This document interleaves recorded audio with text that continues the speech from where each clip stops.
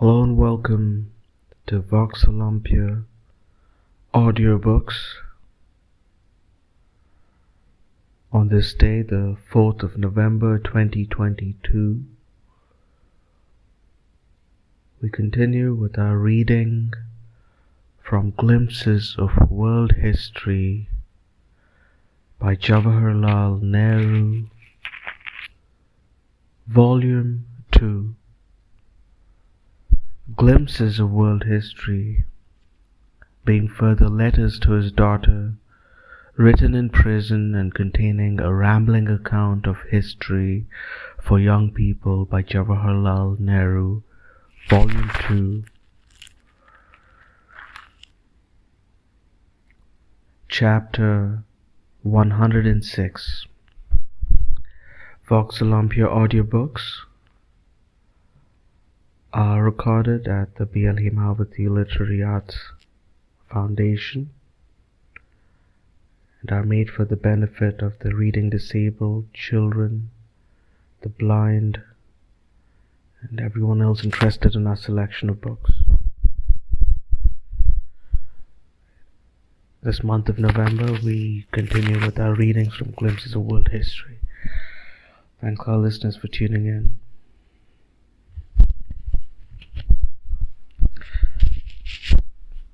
Glimpses of World History, Volume 2, Chapter 106, A Survey of the World, November 19th, 1932.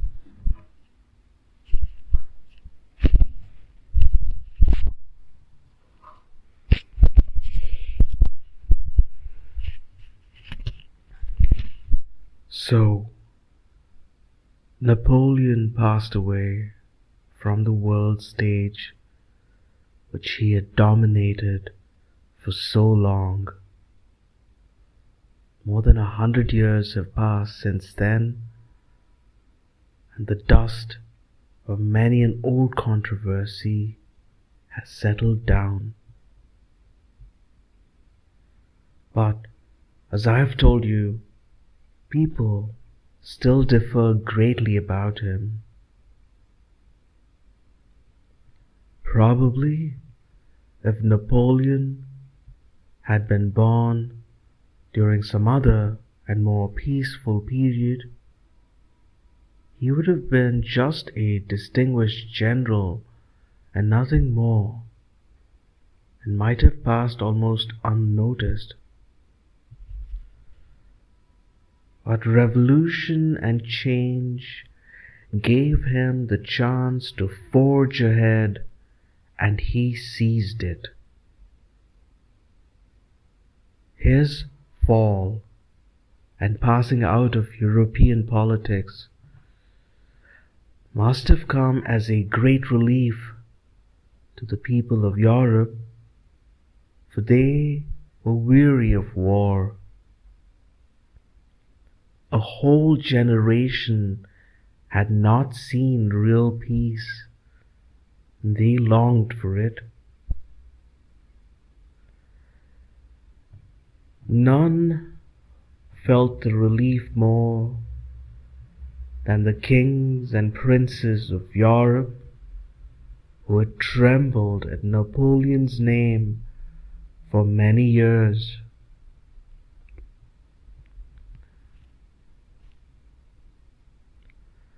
We have spent a long time in France and Europe, and now we are well advanced in the 19th century. Let us have a look around the world and see what it was like when Napoleon fell. In Europe, you will remember the old kings. Their ministers had gathered together at the Congress of Vienna. The bogeyman was gone, and they could now play at their old game and settle the fate of millions of human beings at their sweet will and pleasure. It did not matter what the people wanted, nor did it matter what the natural and linguistic boundaries of a country were. The Tsar of Russia, England, represented by Castlereagh, Austria, represented by Metternich, and Prussia were the principal powers.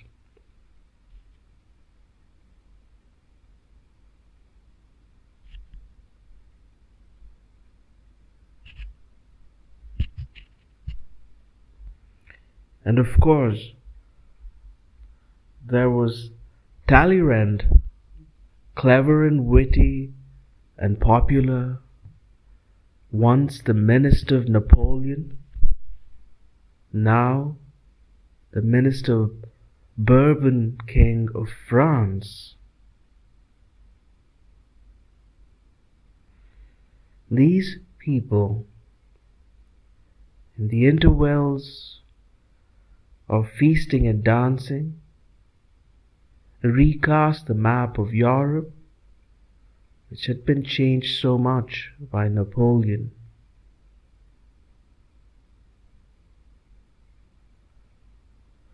Louis XVIII, the Bourbon, was thrust back on France.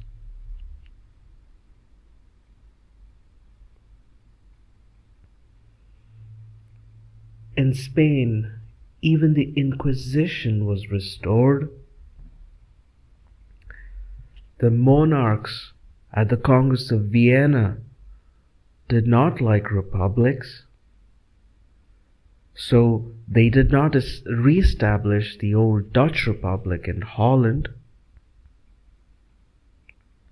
Instead, they lumped up Holland and Belgium in one kingdom of Netherlands.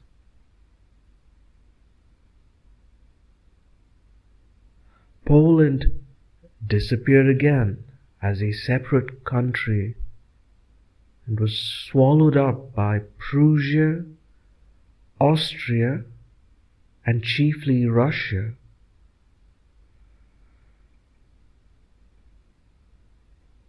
Venice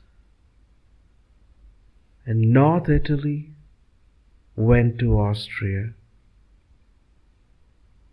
A bit of Italy and a bit of France between Switzerland and the Riviera became the Kingdom of Sardinia.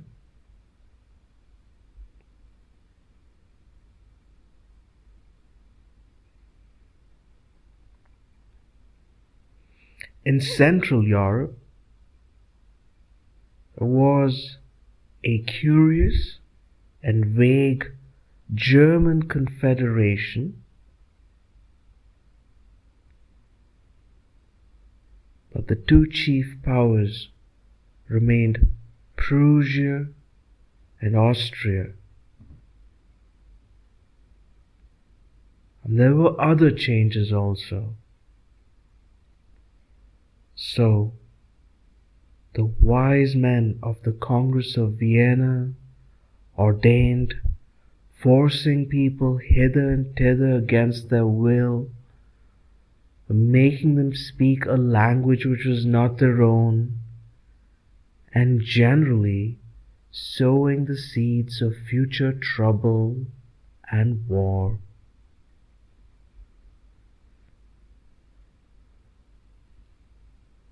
What the Congress of Vienna of 1814 to 15 was especially concerned with was to make the kings quite secure.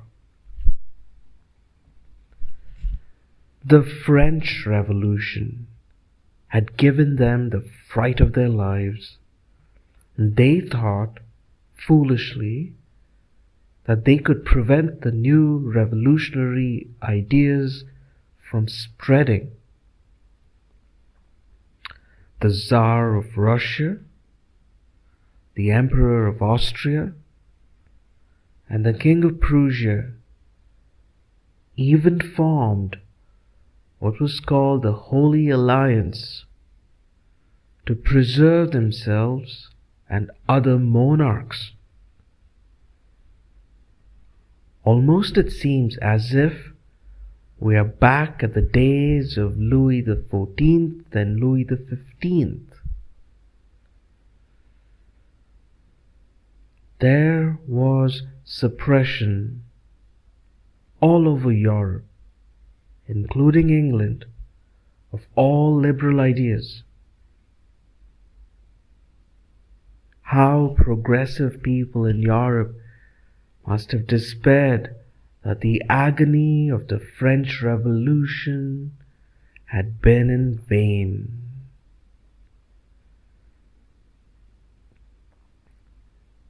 In the east of Europe, Turkey had weakened greatly, and it was undergoing a process of slow decay.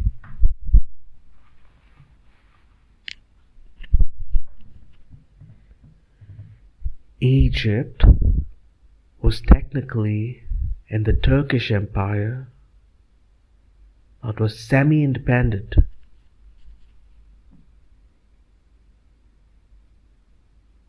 Greece revolted against Turkish domination. Greece revolted against Turkish dominion in 1821, and after 8 years of war, won its freedom with the help of England, France, and Russia. It was in this war that the English poet Byron died as a volunteer fighting for Greece. He has written some very beautiful poems about Greece, and perhaps you know some of them.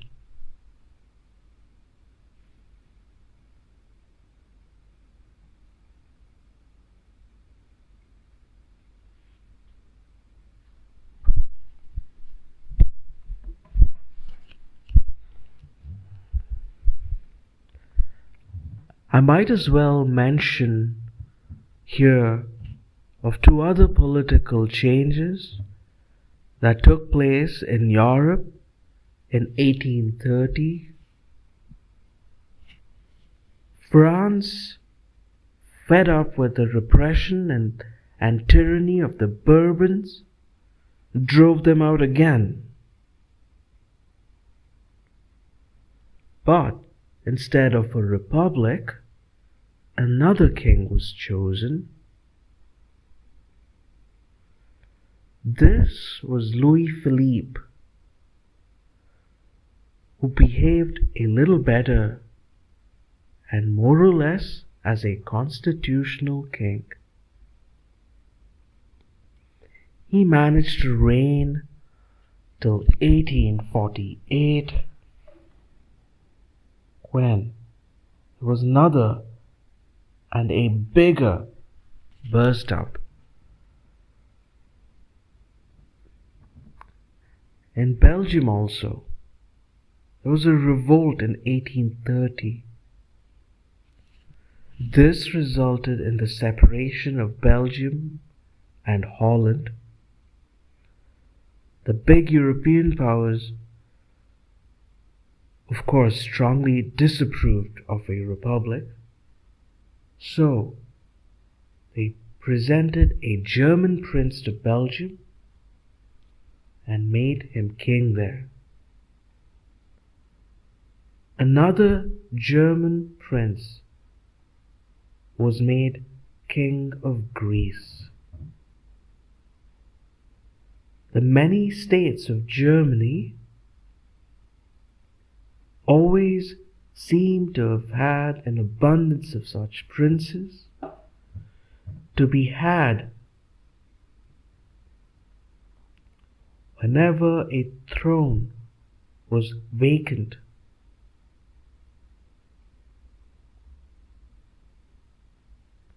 The English royal house, still reigning, you will remember, came from the little state of Hanover in Germany.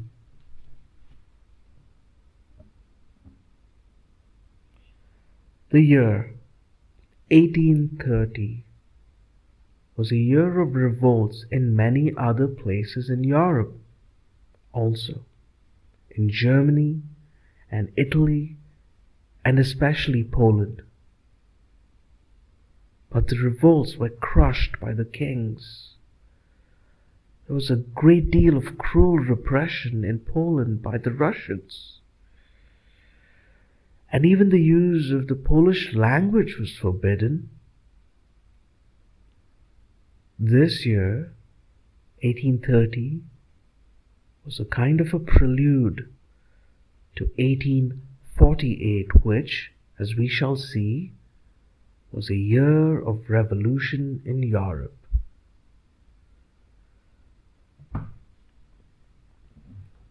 So much for Europe. Across the Atlantic, the United States were gradually spreading out towards the west, far away from European rivalries and wars, and with unlimited land at their disposal. They were making rapid progress and were catching up Europe.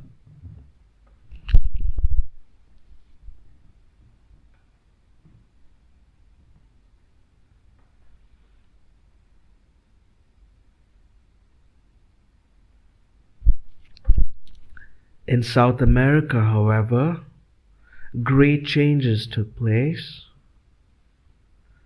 These were indirectly caused by Napoleon. When Napoleon conquered Spain and put a brother of his on the throne there, the Spanish colonies in South America revolted. Thus, strangely, it was the loyalty of the Spanish-American colonies to the old Spanish dynasty that led them to independence. But this was the immediate excuse. The break would have come anyhow, sometime later, for the party of independence was growing all over South America. The great hero of South American independence was Simón Bolívar, called El Libertador, the liberator. The Republic of Bolivia in South America is named after him.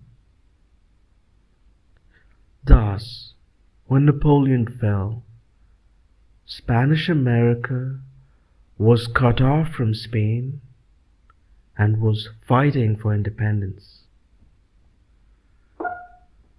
The removal of Napoleon made no difference to the struggle, and it continued against the new Spain for many years. Some of the European kings wanted to help their brother king of Spain to crush the revolutionaries in the American colonies. But the United States put a final stop to this interference.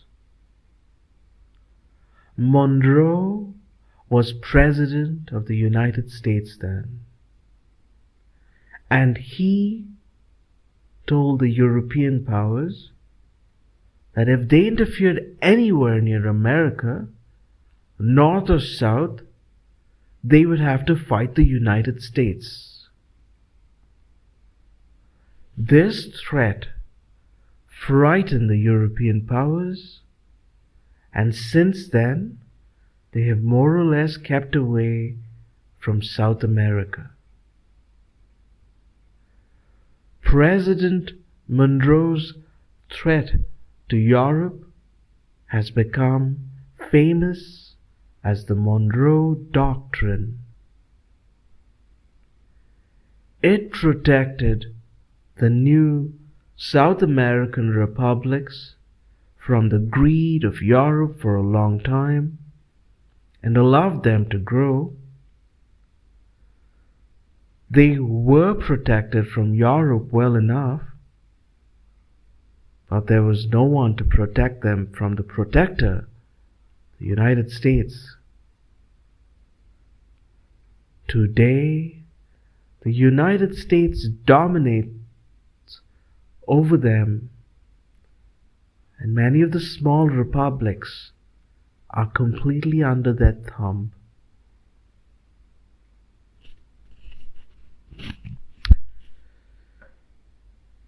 The vast country of Brazil was a colony of Portugal.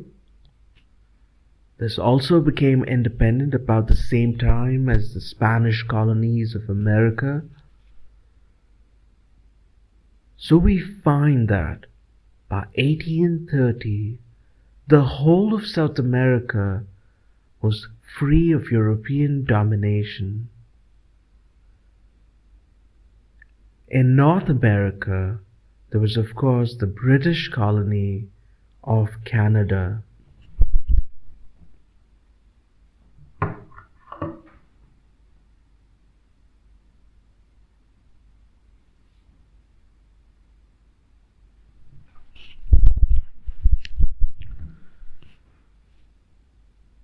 We come to Asia now. In India, the English were now undoubtedly the predominant power. During the Napoleonic Wars in Europe, the English had consolidated their position and even taken possession of Java. Tipu Sultan in Mysore had been vanquished, and in 1819 the Maratha power was finally overthrown. In the Punjab, however, there was a Sikh state under Ranjit Singh. All over India, the British were creeping on and spreading. In the East, Assam,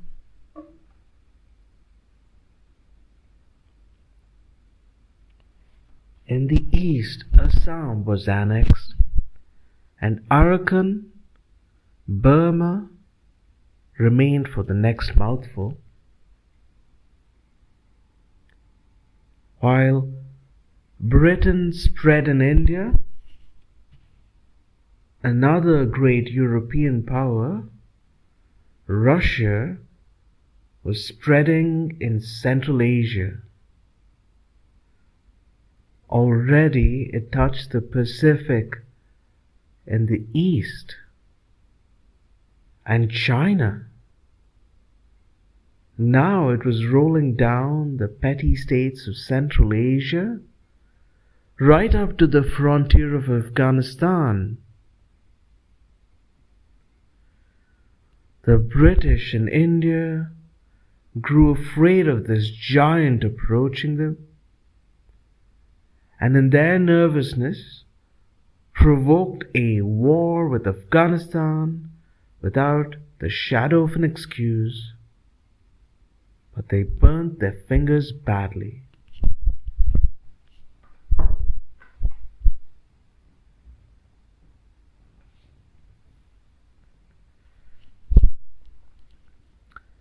China was under the Manchus. Suspecting with good reason the foreigners who came in the name of trade or religion and trying to keep them out. But the foreigners continued to shout and misbehave at her gates, and especially encouraged the traffic in opium. The East India Company had the monopoly of British China trade. The Chinese emperor prohibited the entry of opium, but smuggling continued, and the foreigners carried on an illegal trade in opium. This resulted in a war with England, rightly called the Opium War, and the British forced the Chinamen to take opium.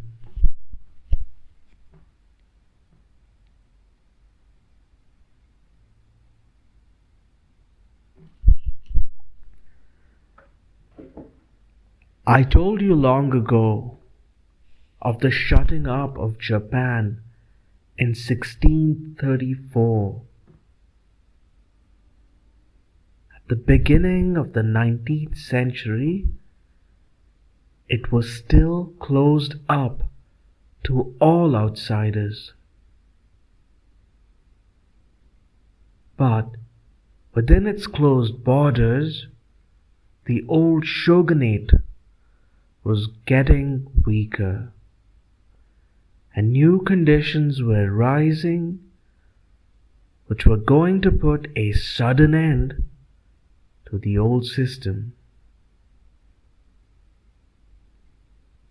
Further south in Southeast Asia, European powers were absorbing territory. The Spanish still held the Philippine Islands. The Portuguese had been driven away by the English and Dutch. The Dutch got back Java and the other islands after the Congress of Vienna. The English were spreading out to Singapore and the Malay Peninsula. Annam, Siam, and Burma were still independent, though they paid an occasional tribute to China.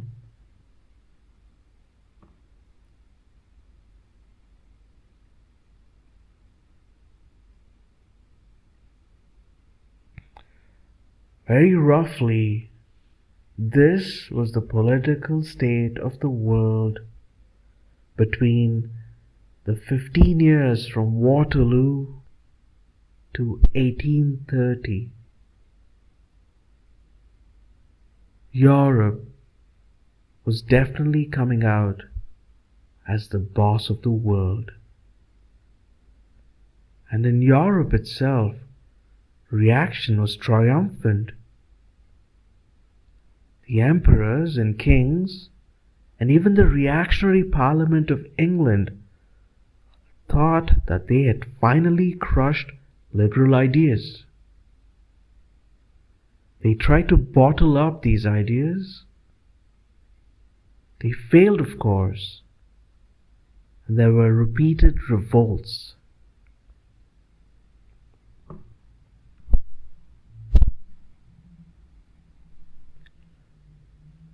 The political changes seemed to dominate the scene. Yet far more important was the great revolution in methods of production and distribution and travel that began with the Industrial Revolution of England. Silently but irresistibly, this was spreading in Europe and North America,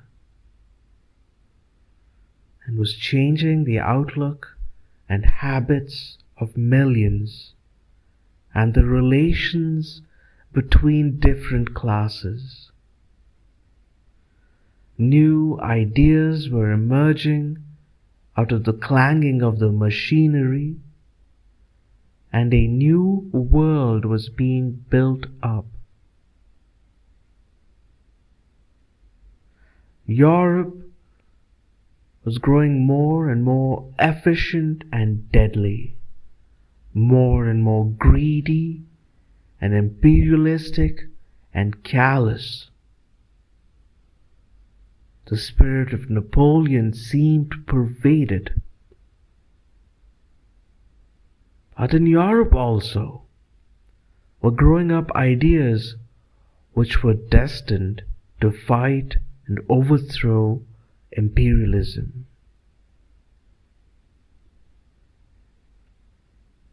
Also, there is the literature and poetry and music of this period that fascinates. But I must not allow my pen to run on. It has done enough duty for today.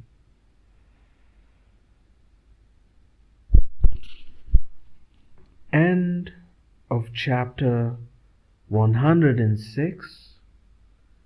A survey of the world.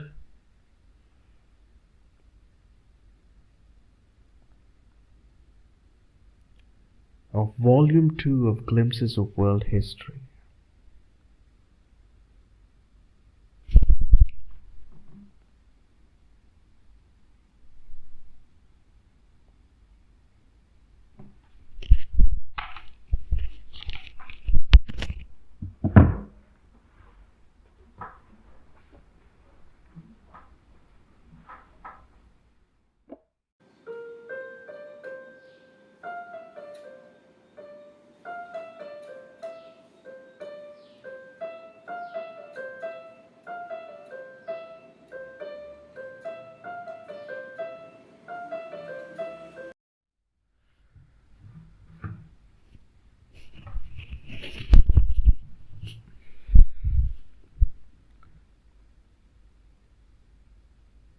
Letter 107, Chapter 107.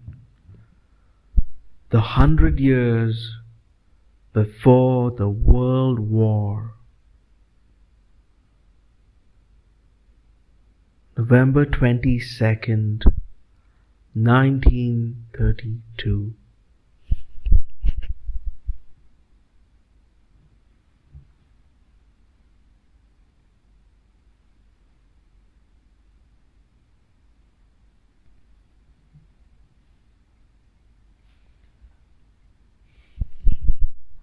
Napoleon fell in 1814.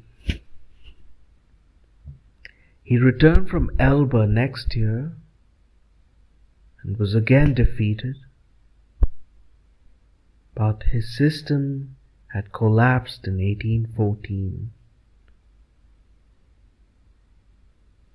Exactly 100 years later, in 1914, began the Great War, which spread almost all over the world, and during the 4 years that it lasted, caused terrible loss and suffering.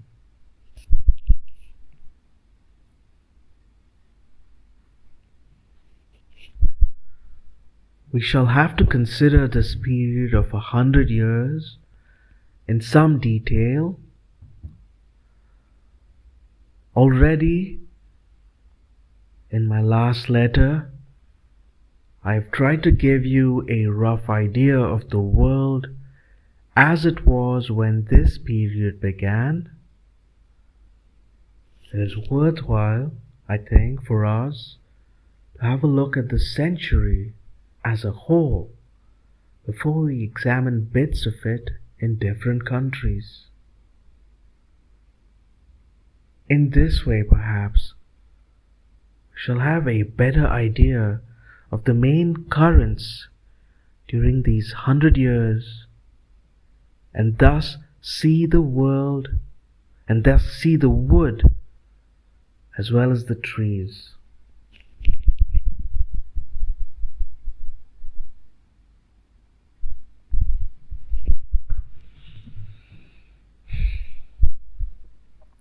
These 100 years from 1814 to 1914 fell, as you will of course notice, very largely in the 19th century.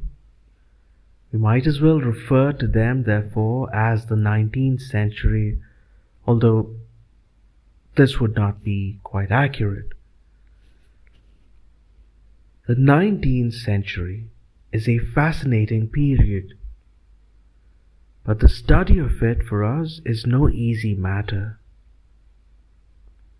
It is a vast panorama, a great picture, and because we're so near to it, it appears to us bigger and fuller than the centuries that preceded it.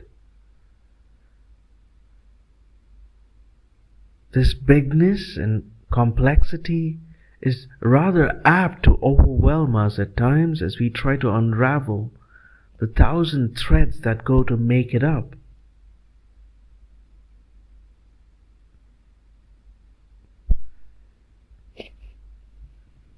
It was the century of marvelous mechanical progress.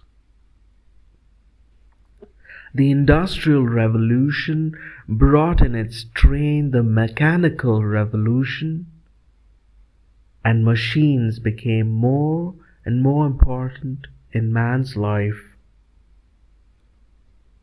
They did a great deal that man had done before and eased his drudgery and lessened his dependence on the elements and produced wealth for him. Science helped greatly, and travel and transport became swifter and ever swifter.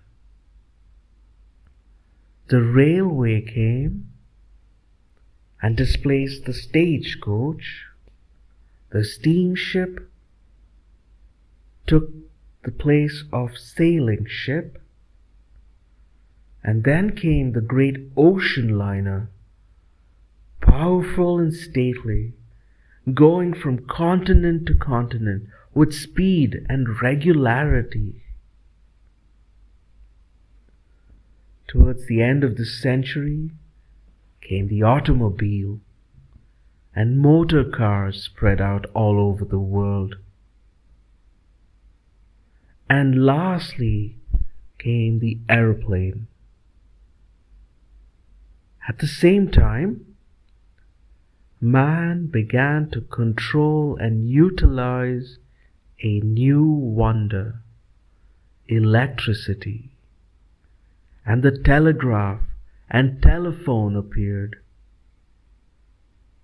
All this made a vast difference to the world. As the means of communication developed and people traveled faster and faster, the world seemed to shrink and become much smaller. We are used to this today, and we seldom think about it. But all these improvements and changes are newcomers in this world of ours, and they have come within the last 100 years.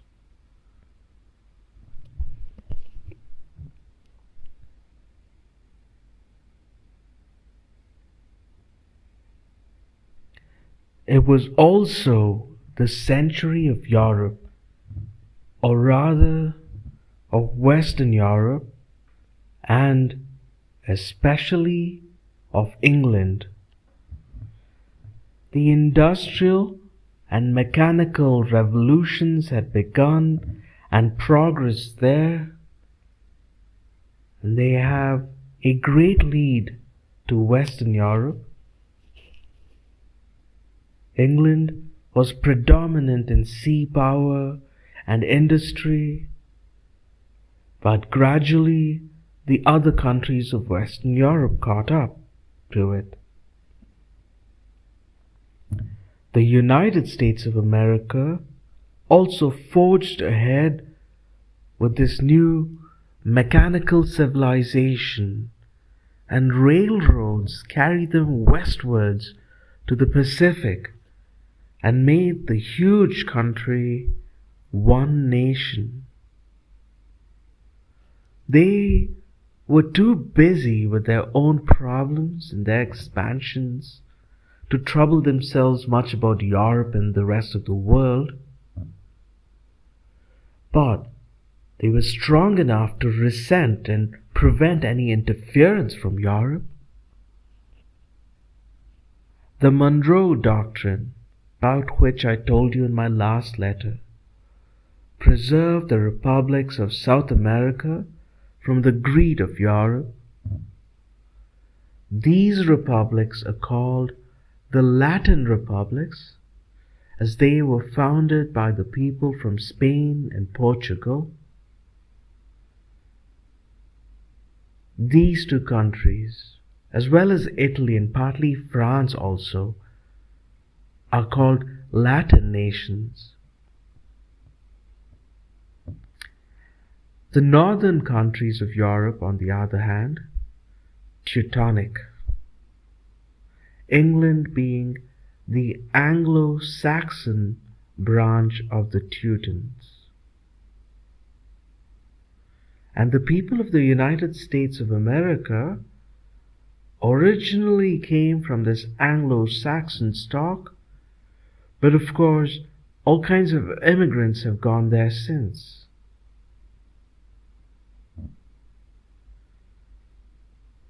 The rest of the world was backward industrially and mechanically, and could not compete with the new mechanical civilization of the West.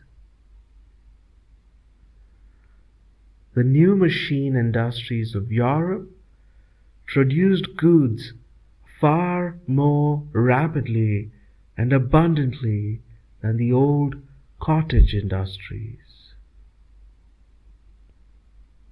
But to produce these goods, raw materials were required, and much of this was not to be had in Western Europe. And when the goods were produced, they had to be sold, and so markets for them were necessary.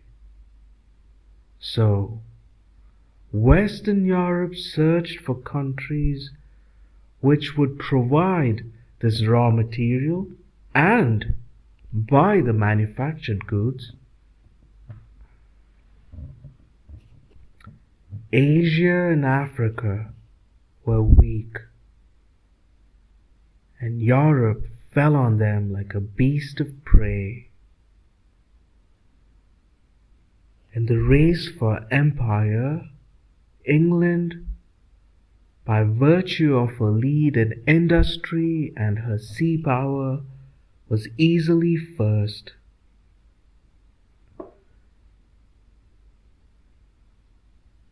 You will remember that the Europeans first went to India and the East to buy spices and other articles in demand in Europe.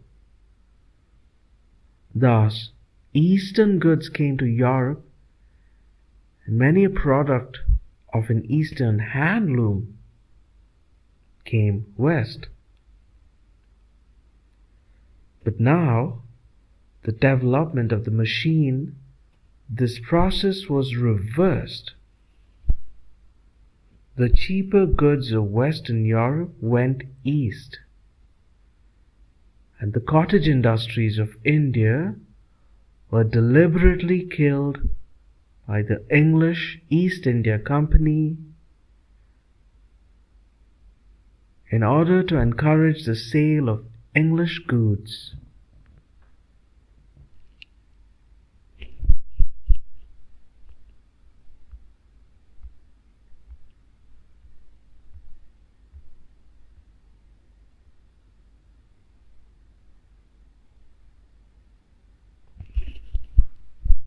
Europe sat on giant Asia. In the north, the Russian Empire sprawled across the whole continent. In the south, England had firm hold over the biggest prize of all, India. In the west, the Turkish Empire was going to pieces, and Turkey was referred to as the sick man of Europe. Persia, nominally independent, was dominated by England and Russia. The whole of Southeast Asia, Burma, Indochina, Malaya, Java, Sumatra, Borneo, Philippines, etc., was absorbed by Europe, with the exception of a bit of Siam.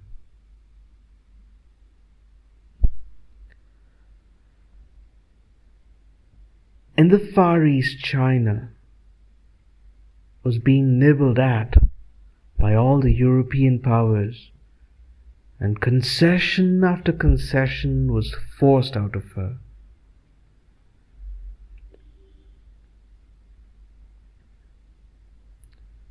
Only Japan stood upright and faced Europe as an equal.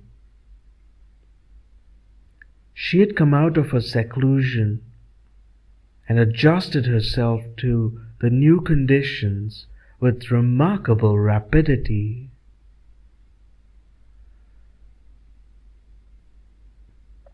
Africa was very backward except for Egypt. It could offer no effective resistance to Europe, and so European powers fell on it in a mad race for empire and divided up this huge continent.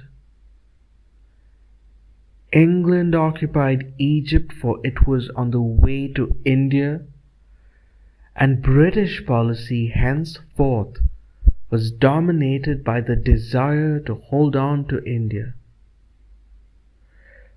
The Suez Canal was opened in 1869, and this made the journey from Europe to India much shorter. It also made Egypt more valuable to England, for Egypt could interfere with the canal and thus control the sea route to India.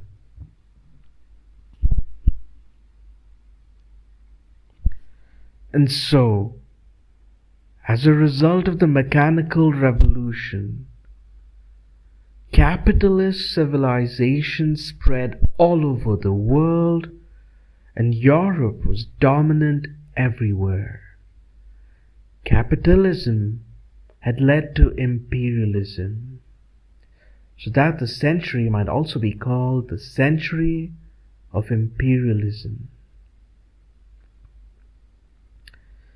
But this new imperial age was very different from the old imperialism of Rome and China and India and the Arabs and Mongols.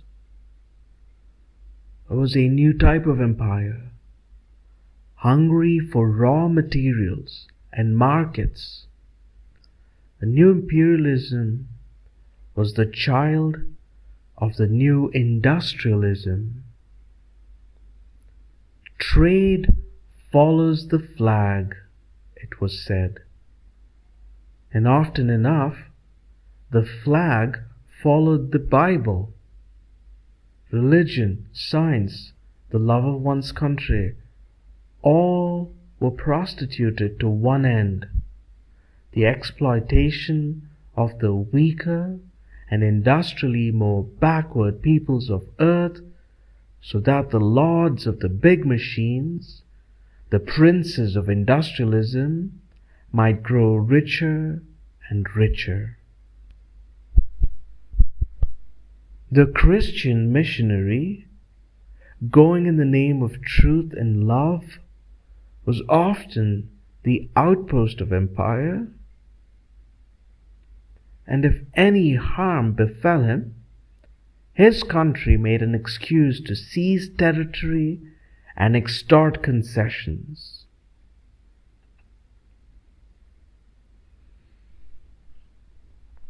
The capitalist organization of industry and civilization led inevitably to this imperialism. Capitalism also led to an intensification of the feeling of nationalism, so that you can also call this century the century of nationalism.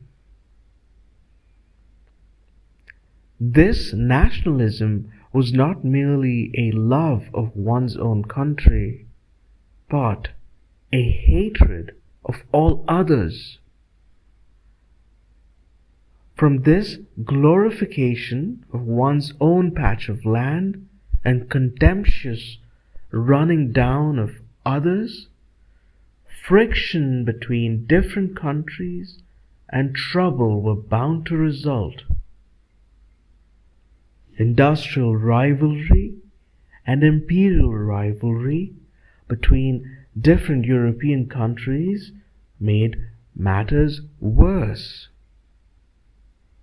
The map of Europe as settled by the Congress of Vienna in 1814-15 was another irritating factor. According to this, some nationalities had been suppressed and put forcibly under other people's rule. Poland had disappeared as a nation.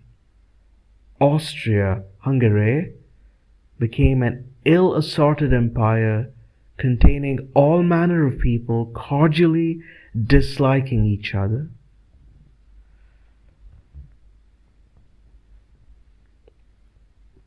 The Turkish Empire in the southeast of Europe contained many non-Turkish people in the Balkans. Italy was split up into many states, and part of it was under Austria. Repeated attempts were made by war and revolution to change this map of Europe. I mentioned some in my last letter, and which followed soon after the Vienna settlement. In the second half of the century, Italy managed to shake off the Austrian in the north and the Pope's domination in the center, and became a united nation. This was followed soon after by the unification of Germany under the leadership of Prussia. France was defeated and humiliated by Germany and deprived of two of her frontier provinces, Alsace and Lorraine. And from that day, she dreamt of revenge.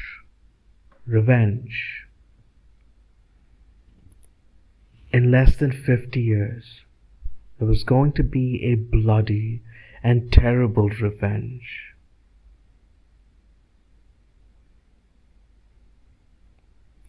England, with her great lead, was the most fortunate of European countries. She had held prizes and was well content with things as they were. India was the model of the new type of empire, a rich territory from the exploitation of which flowed ceaselessly a river of gold to England. All the other would-be empire builders envied this possession of India by England. They sought to build empires elsewhere after this Indian model. The French succeeded in some measure. The Germans came rather late in the field, and there was little left for them. So there was political tension all over the world between these great powers of Europe, each trying to swallow more and more territory and coming up against another engaged in the same process. Between England and Russia especially, there was continuous friction, for Russia seemed to threaten England's possession of India from Central Asia. So, England was always trying to checkmate Russia. When Russia, in the middle of the century, defeated Turkey and coveted Constantinople, England came down on the side of Turkey and drove back Russia. England did not for the love of Turkey, but for the fear of Russia and of losing India. England's industrial lead gradually grew less and less as Germany and France and the United States crept up to her. By the end of the century, matters were coming to a head.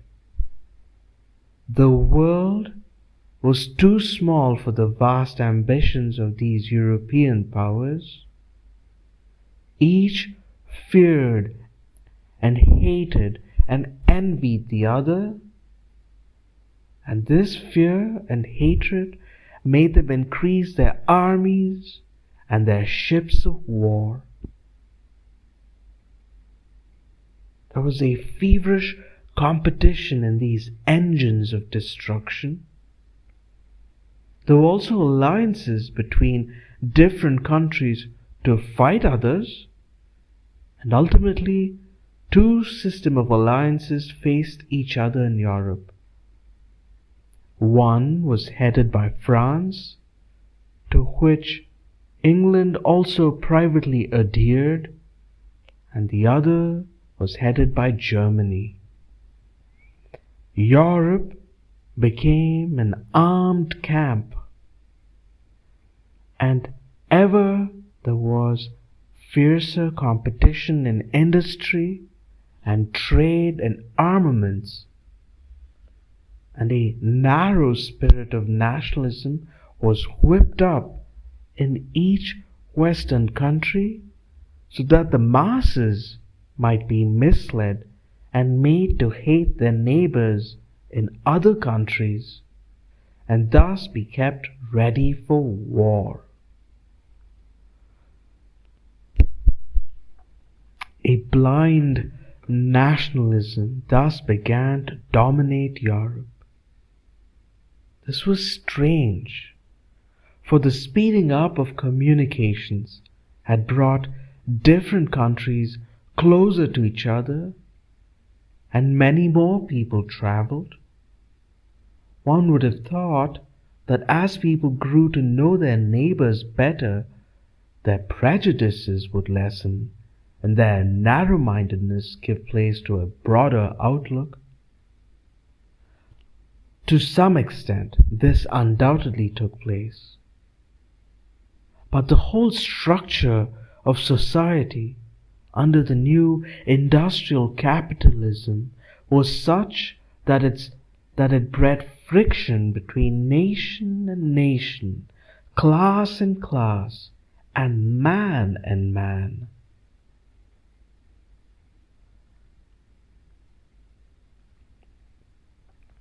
Nationalism also grew in the East. It took the shape of resistance to the foreigner who was dominating and exploiting the country.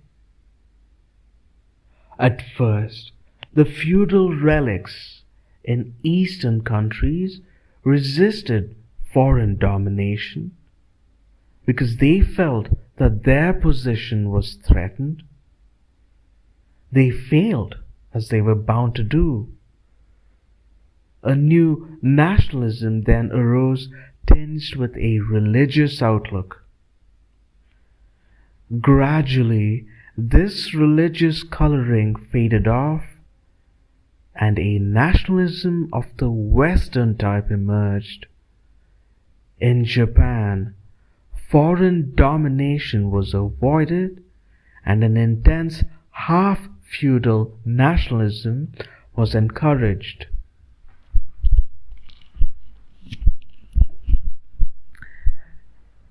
Asia began to resist European aggression from the earliest days, but the resistance became half-hearted when the power and efficiency of the new weapons which the European armies possessed were realized.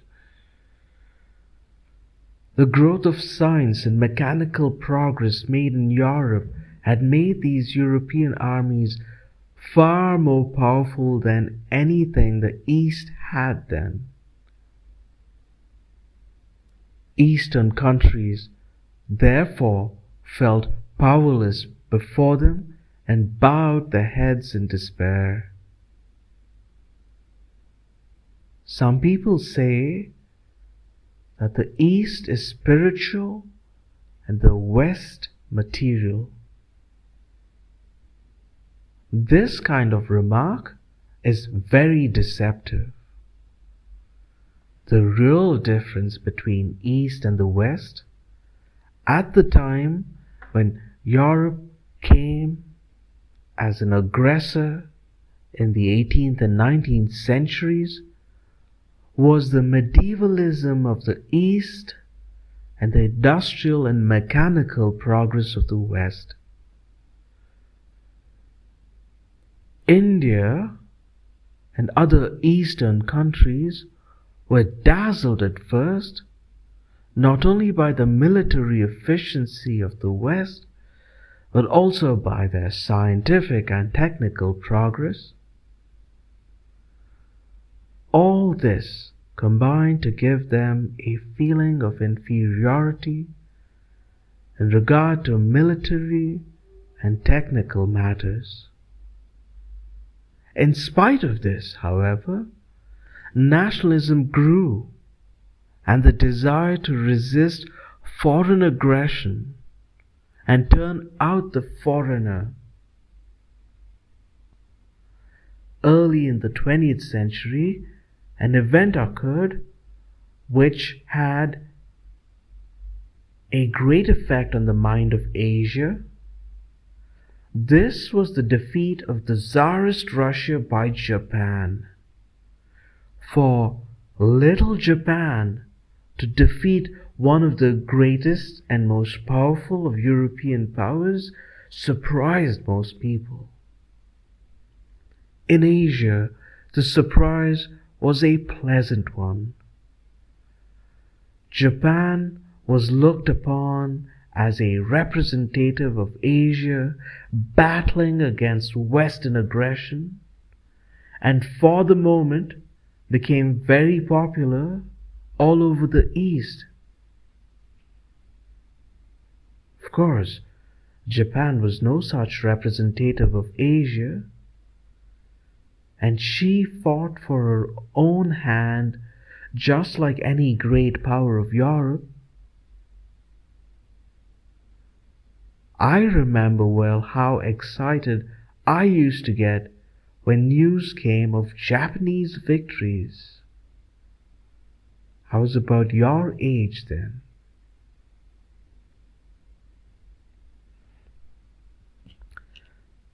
So, as the imperialism of the West became more and more aggressive, nationalism grew in the East to counter it and fight it.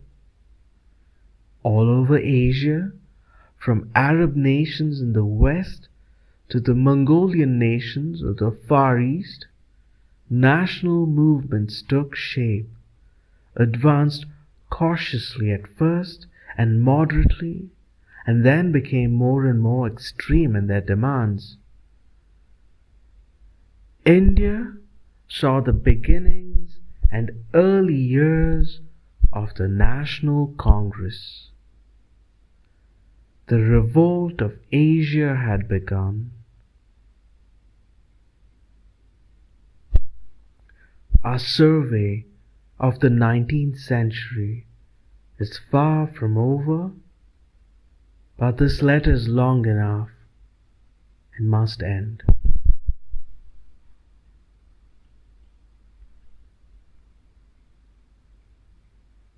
End of chapter 107. 100 years before the World War. From the book Glimpses of World History by Jawaharlal Nehru. This reading recording is conducted for Vox Olympia Books, audiobooks, available as podcasts. Search for Vox Olympia audiobooks or visit anchor.fm Vox Olympia audiobooks. Our reading recordings are conducted at the studios of the B.L. Hemavati Literary Arts Foundation and are made for the benefit of the reading disabled, blind, children of the world, and everyone else interested in our selection of books. We thank our listeners for tuning in today on the 4th of November 2022. Thanks and bye-bye.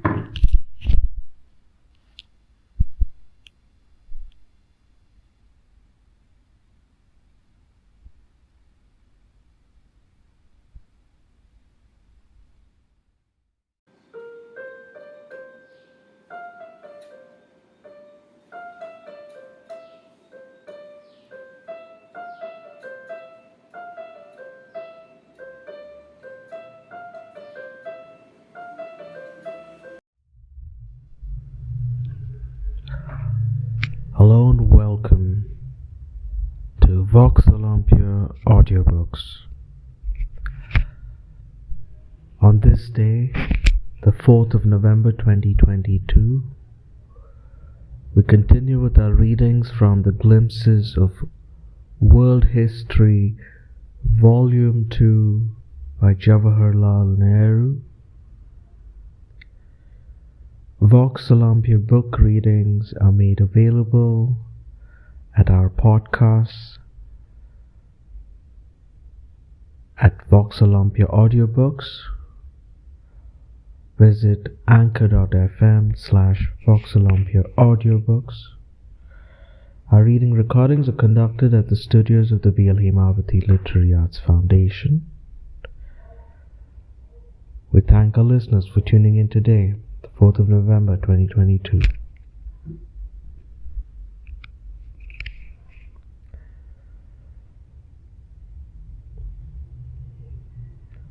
Glimpses of World History, Volume 2 by Jawaharlal Nehru, Chapter 108.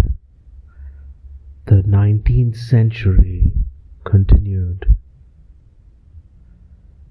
November 24th, 1932.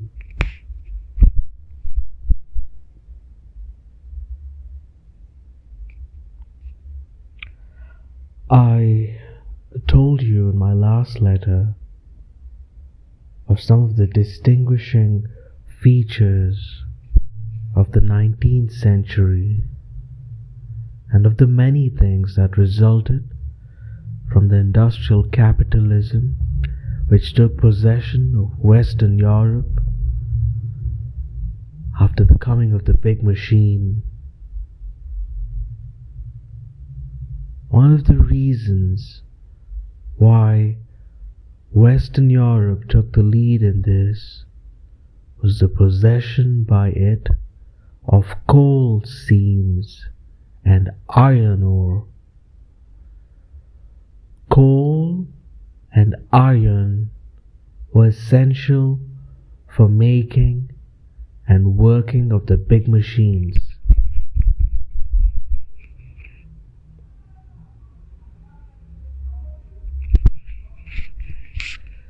This capitalism led, as we saw, to imperialism and nationalism. Nationalism was no new thing. It had existed before, but it became intenser and narrower. At the same time, it bound together and separated those living in one national unit, came close to each other, but they were cut off even from others living in a different national unit. While patriotism grew in each country, it was accompanied by dislike and distrust of the foreigner. In Europe, the industrially advanced countries glared at each other like beasts of prey. England, having got most of the booty, wanted naturally to stick to it. But for other countries, notably Germany, there was too much of England all over the place. So friction increased and ended in open fighting. There was no other way out. The whole structure of industrial capitalism and its offshoot, imperialism, leads to this friction and conflict. Inherent in them, there seem to be contradictions which cannot be reconciled, based as they are on conflict and competition and exploitation. Thus, in the East, nationalism, child of imperialism, became its bitter enemy.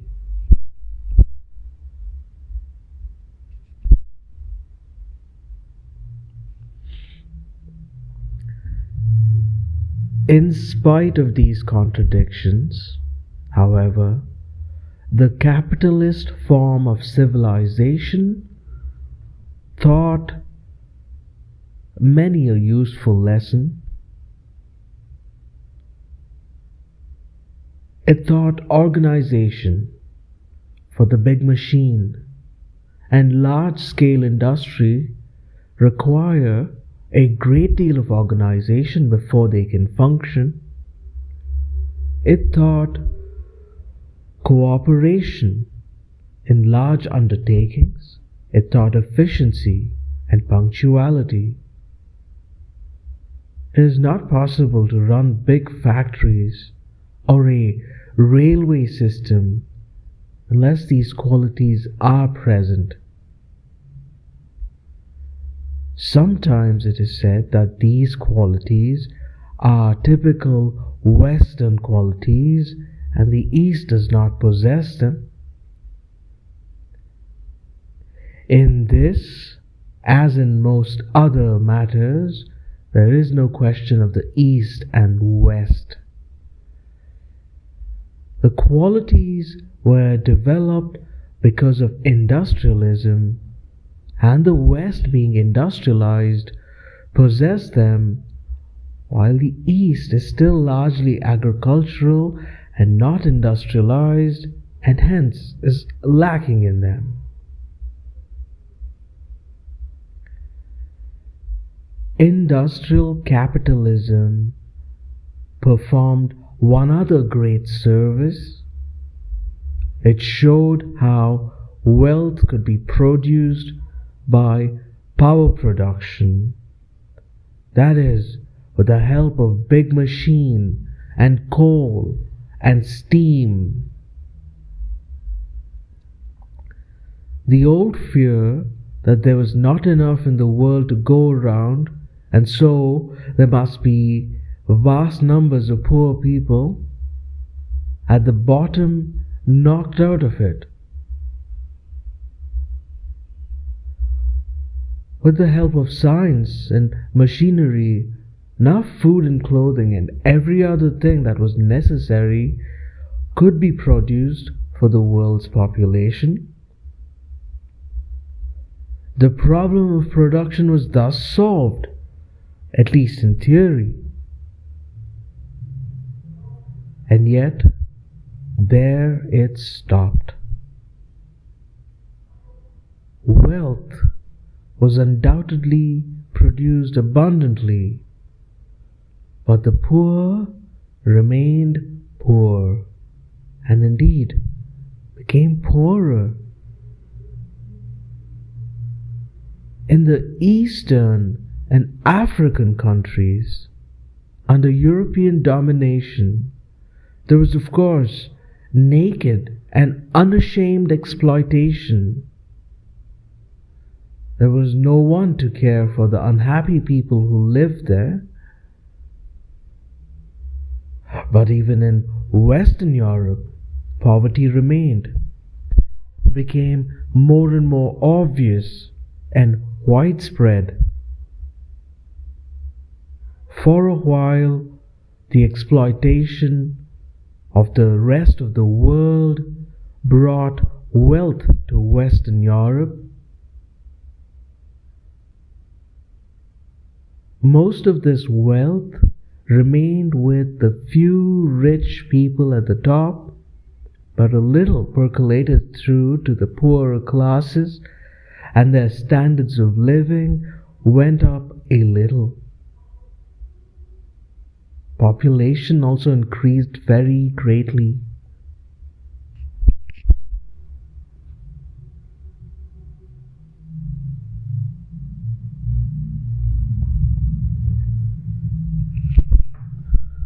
But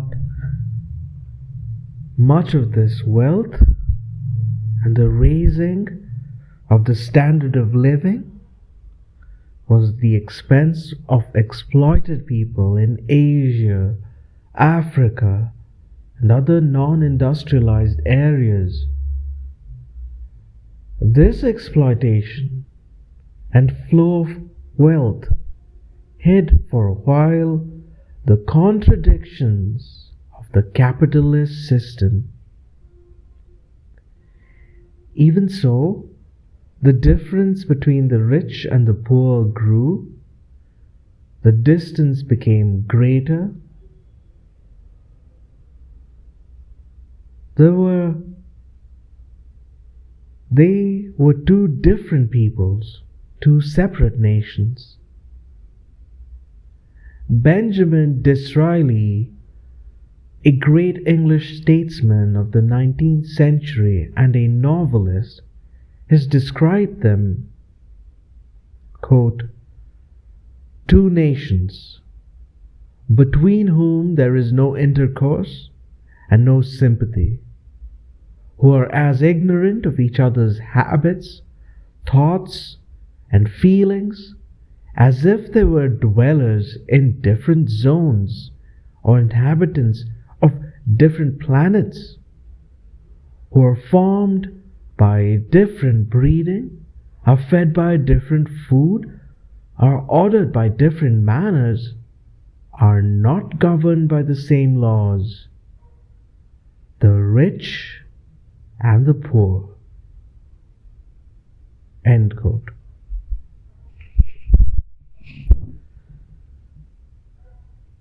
The new conditions of industry brought large numbers of workers in big factories, and so a new class arose, that of the factory worker.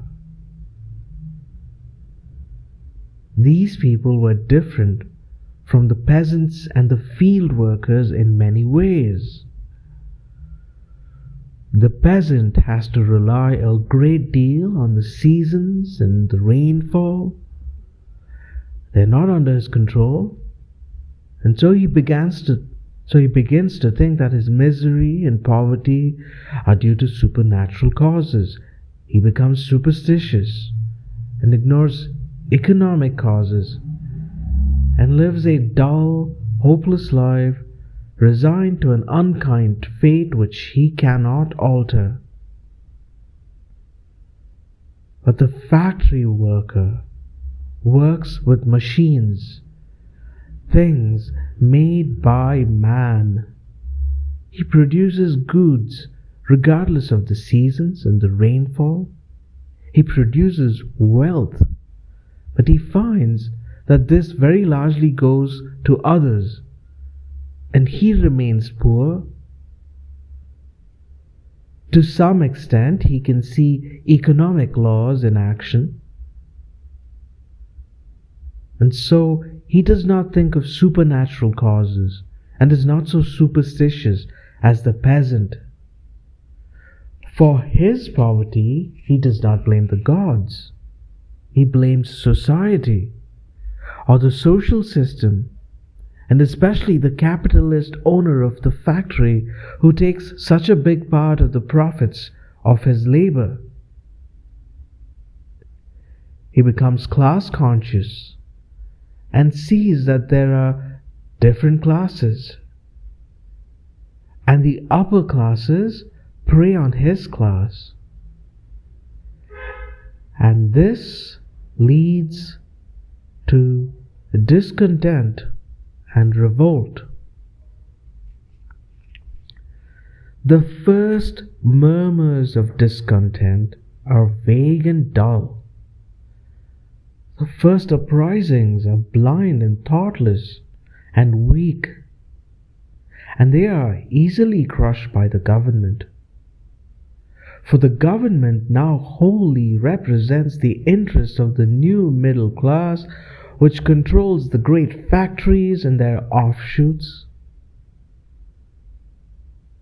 But hunger cannot be crushed for long, and soon the poor worker finds a new source of strength in union with his comrades.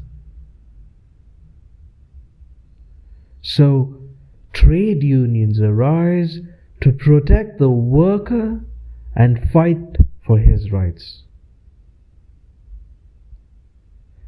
They are secret bodies at first, for government will not even permit the workers to organize themselves.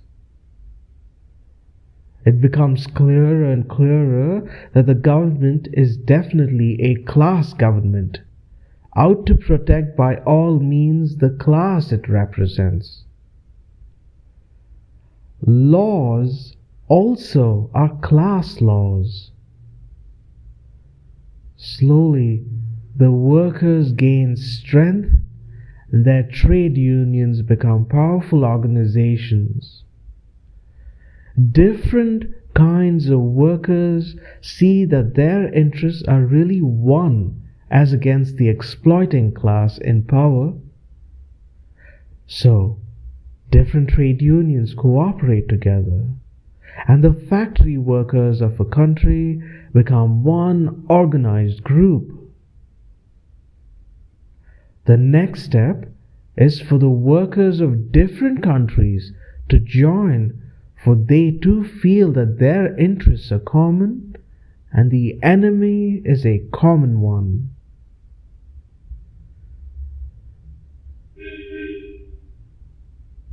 Thus arises the cry, "Workers of the world, unite!" And international organizations of workers are formed.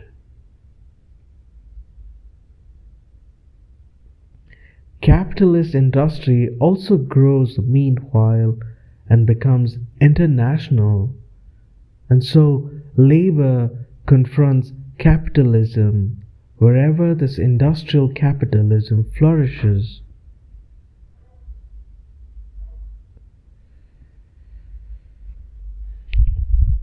I have gone ahead too fast and must go back.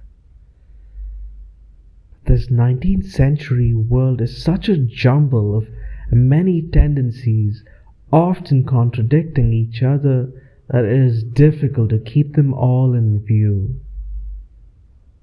What will you make, I wonder, of this strange mixture of capitalism and imperialism and nationalism and internationalism and wealth and poverty? But life itself is a strange mixture. We have to take it as it is, try to understand it, and then to better it.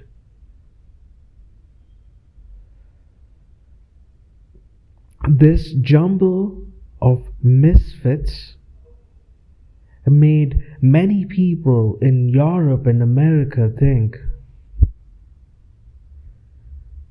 Early in the century, after Napoleon fell, there was little liberty in any European country.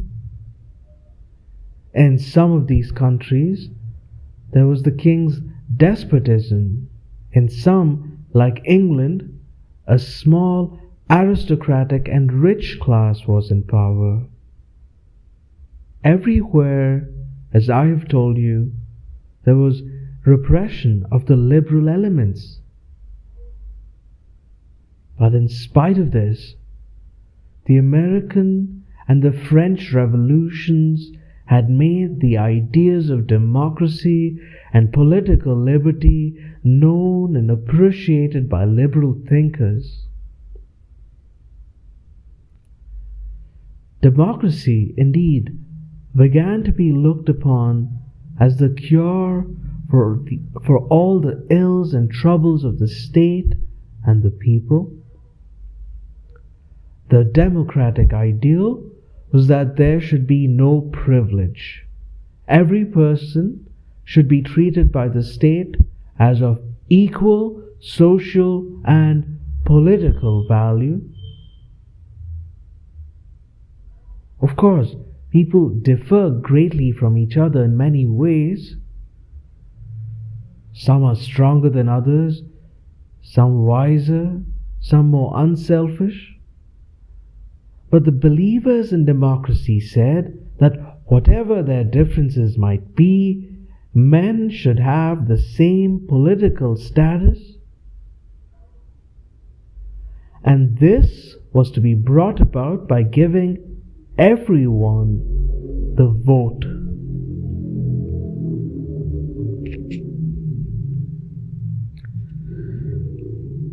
Advanced thinkers and liberals believed in the virtues of democracy fervently, and they tried hard to bring it about. The conservatives and reactionaries opposed them, and everywhere there was a great tussle. In some countries there were revolutions. England was on the verge of civil war before the franchise was extended. That is, votes for electing members to Parliament were given to some more people. Gradually, however, democracy triumphed in most places, till by the end of the century, most men at least had the vote in Western Europe and America. Democracy had been the great ideal of the 19th century, so much so that the century might be called the century of democracy. Democracy had triumphed in the end, and yet, when this end came, people had begun to lose faith in it. They found that it had failed to put an end to poverty and misery and many contradictions of the capitalist system. What was the good of a vote to a man who was hungry? And what was the measure of the liberty he had if his vote or his services could be purchased for the price of a meal? So, democracy fell into disrepute. Or to be correct, political democracy went out of favor. But this is outside the scope of the 19th century.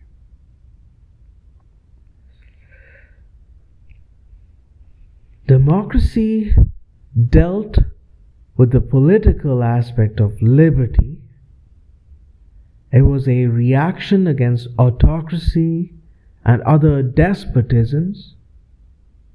It offered no special solution of the industrial problems that were arising, or of poverty or class conflict.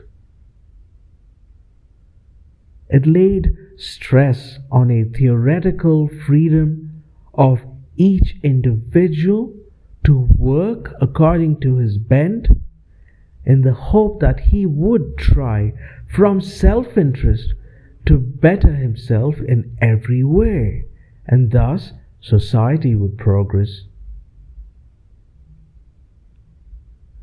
This was the doctrine of laissez-faire, about which I think I wrote to you in a previous letter. But the theory of individual freedom failed, as the man who was compelled to work for a wage was far from free.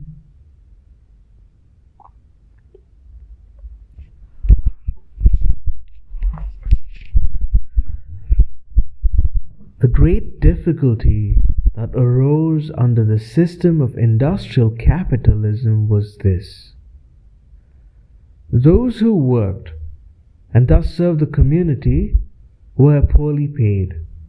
The rewards went to others who did not work. Thus the rewards were divorced from the services. This resulted on one hand in the degradation and impoverishment of those who labored, and on the other hand in the creation of a class who lived rather sponged on the industry without themselves working in it or adding in any way to its wealth. It was like the peasantry who worked on the land, and the zamindar who profited by their labor without working on the land himself. This distribution of the fruits of labor was manifestly unjust. What is more, so the worker, unlike the long-suffering peasant, felt that it was unjust and resented it.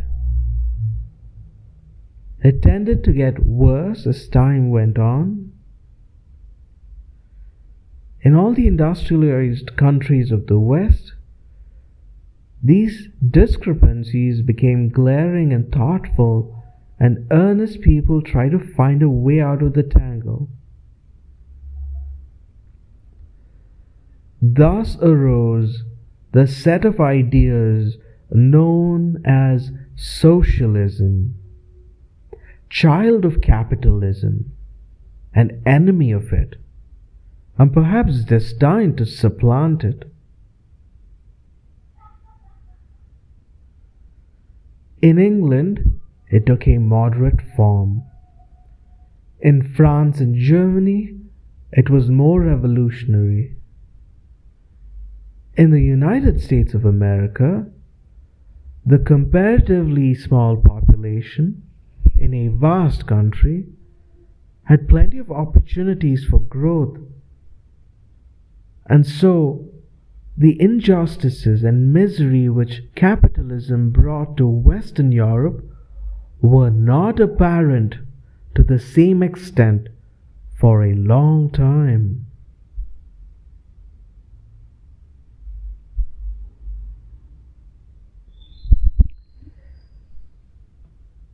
in the middle of the 19th century, there arose a man in Germany who was destined to become the prophet of socialism and the father of that form of socialism which is known as communism. His name was Karl Marx. He was not just a vague philosopher or a professor who discussed academic theories. He was a practical philosopher, and his method was to apply the technique of science to the study of political and economic problems, and thus to find a remedy for the world's ills. Philosophy, he said, hath hitherto merely set out to explain the world. Communist philosophy must aspire to change it. End quote. Together with another person, Engels, he issued the Communist Manifesto, which gave the outline of his philosophy. Later, he published a mighty book in German called Das Kapital, or Capital, in which he reviewed the world's history scientifically and showed in what direction society was developing and how this process could be hurried up. I shall not try to explain the Marxian philosophy here, but I should like you to remember that Marx's great book had tremendous influence on the development of socialism, and it is today the Bible of communist Russia.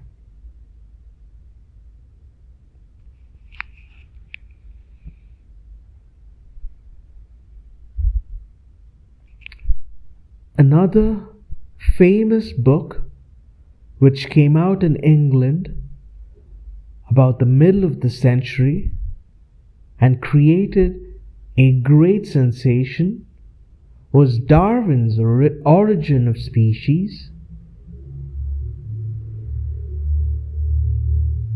Darwin was a naturalist, that is, he observed and studied nature, and especially plants and animals. He showed, with the help of many examples, how plants and animals had developed in nature, how one species had changed into another by a process of natural selection, how simple forms had gradually become more complex. This kind of scientific reasoning was directly opposed to some religious teachings about the creation of the world and the animals and man.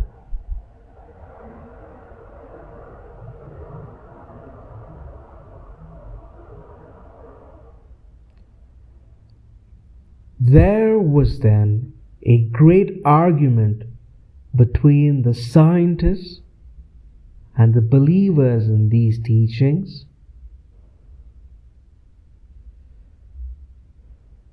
The real conflict was not so much about facts as about the attitude to life generally. The narrow religious attitude was largely one of fear and magic and superstition. Reasoning was not encouraged, and people were asked to believe in what they were told and were not to question why. Many subjects were wrapped up in a mystic covering of sanctity and holiness, and were not to be uncovered or touched. The spirit and methods of science were very different from this, for science was curious to find out everything. It would not take anything for granted, nor would the supposed holiness of a subject frighten it away. It probed into everything and discouraged superstition, and believed only in such things as could be established by experiment or reason.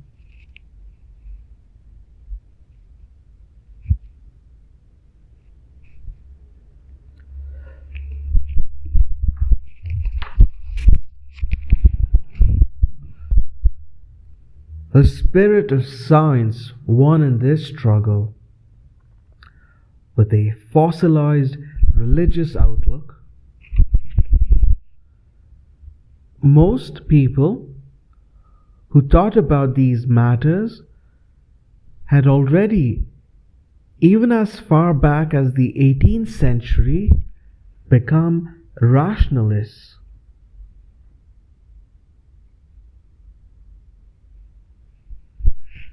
You will remember that I told you of the wave of philosophic thought in France before the Revolution. But now, the change went deeper into society.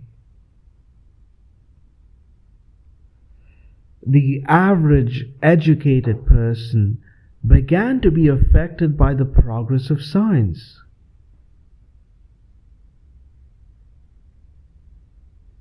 He did not perhaps think very deeply on the subject, nor did he know much about science, but he could not help being awed by the pageant of discovery and invention that unfolded itself before him.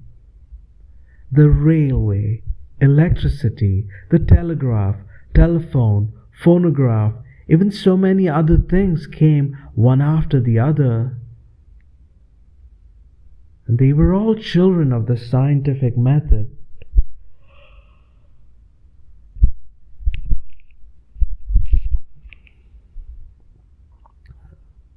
They were hailed as the triumph of science. Science was seen not only to increase human knowledge, but also to increase man's control over nature. It is not surprising that science triumphed and people bowed down in worship before this all-powerful new God. And men of science of the 19th century became very complacent and cocksure of themselves and very definite in their opinions. Science has made vast progress from those days half a century ago. But today the attitude is very different from complacency and cocksureness of the 19th century. Today the real scientist feels that the ocean of knowledge is a vast and boundless one, and though he seeks to sail on it, he is humbler and more hesitating than his predecessors.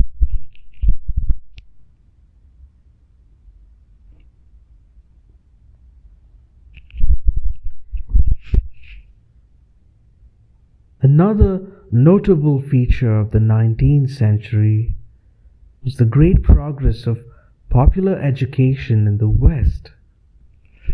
This was opposed with great vigor by many members of the ruling class, who said that it would make the common people discontented seditious, insolent, and unchristian. Christianity, according to this, consists in ignorance and a willing obedience to the rich and powerful. But in spite of this opposition, elementary schools were introduced and popular education spread. Like many other features of the 19th century, this also was a consequence of the new industrialism. For the big factory and big machine required industrial efficiency, and this could only be produced by education. The society of the period was in great need of all kinds of skilled labor. This need was met by popular education.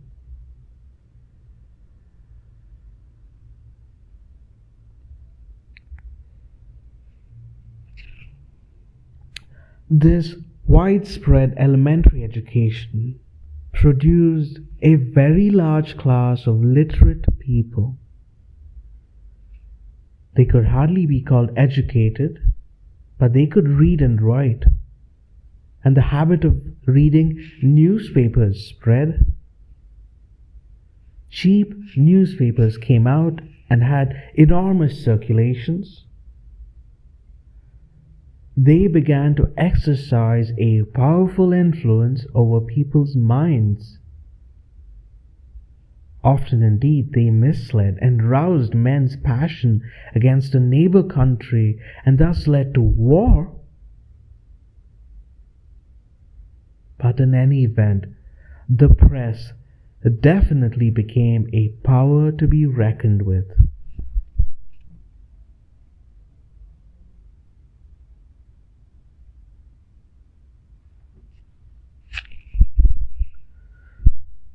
Much that I've written in this letter applies chiefly to Europe and particularly to Western Europe. To North America also it applies to some extent. The rest of the world, Asia, with the exception of Japan and Africa, were passive and suffering agents of Europe's policy. The 19th century was, as I have said, the century of Europe. Europe seemed to fill the picture. Europe occupied the center of the world's stage. In the past, there had been long periods when Asia dominated Europe. There were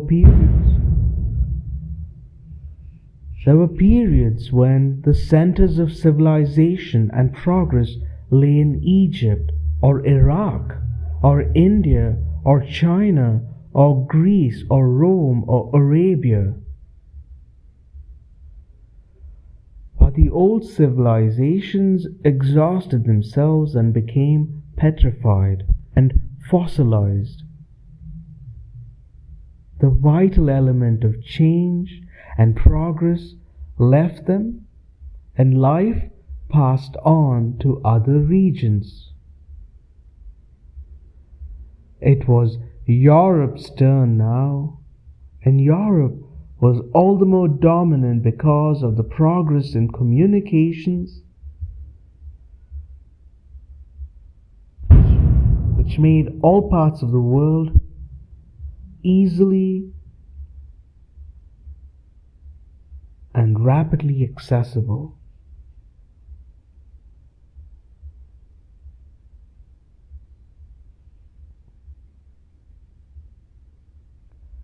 The 19th century saw the flowering of European civilization.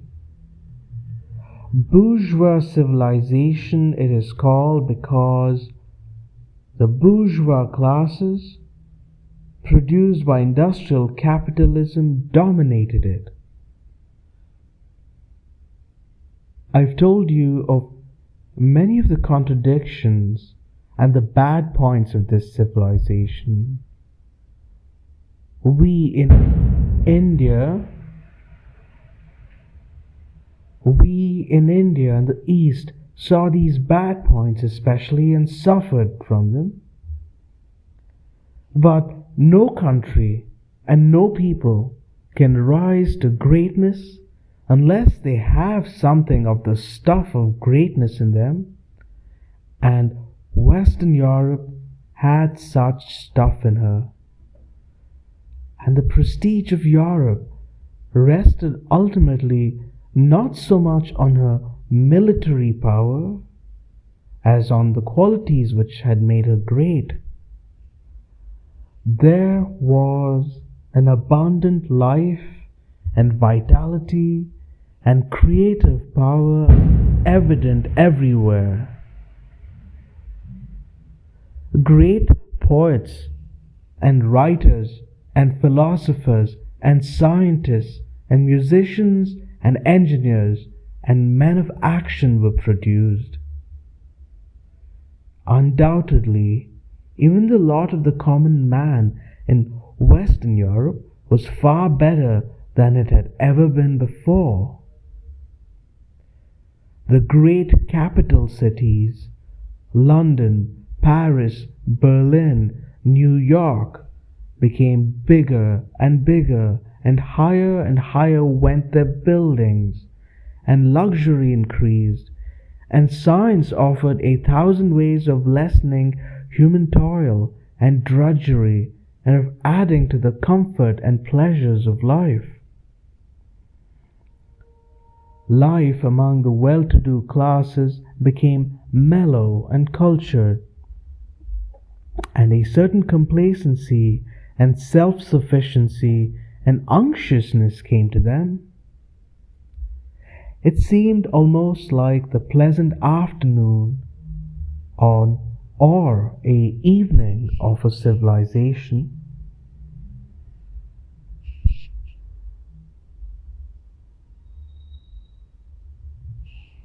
So, in the second half of the 19th century, Europe bore a pleasant and prosperous aspect. It seemed, on the surface at least, that this mellow culture and civilization would endure and progress from triumph to triumph. But if you peeped below the surface, you would see a strange commotion and many an unpleasant sight. For this prosperous culture was largely meant for the upper classes of Europe only, and it was based on the exploitation of many countries and many peoples. You would see some of the contradiction that I pointed out, and the national hatreds, and the grim and cruel face of imperialism. You would not then be so sure about the permanence or charm of this 19th century civilization. The outside body was fair enough, but there was a canker in the heart. There was a great deal of talk of health and progress, but decadence was eating at the vitals of this bourgeois civilization. The crash came in 1914. After 4¼ years of war, Europe emerged indeed, but with terrible wounds which have not been healed yet. But of that I shall have to tell you afterwards. Everything comes to an end if you're patient enough. And so, my dear, in this long survey of the 100 years from Napoleon's fall to the World War has come to an end, and the last line is being written.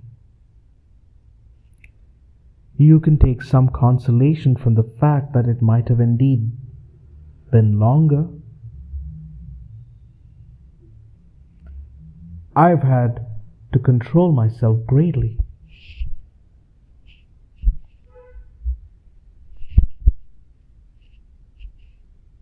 End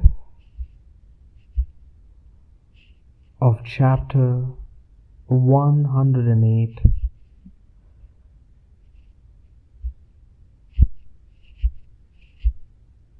The 19th century continued.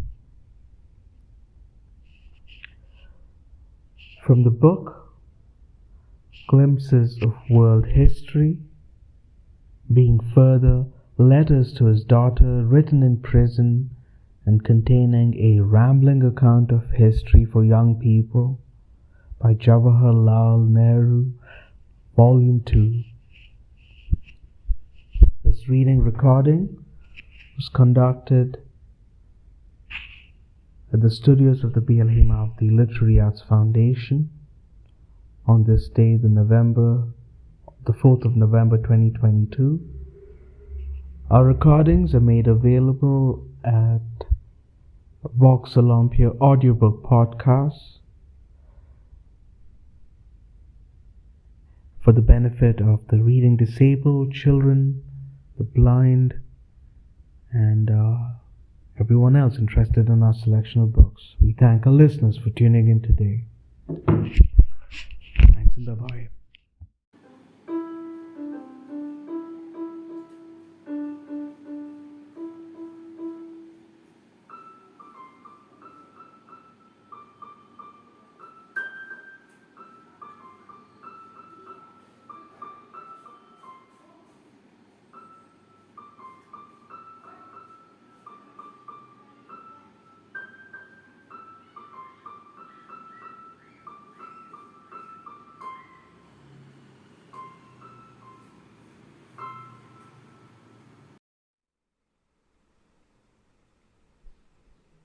Hello and welcome to Vox Olympia Audiobooks.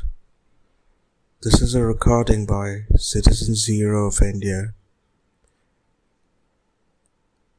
On this date, 21st of October 2023, we continue with our reading from the Glimpses of World History by Jawaharlal Nehru.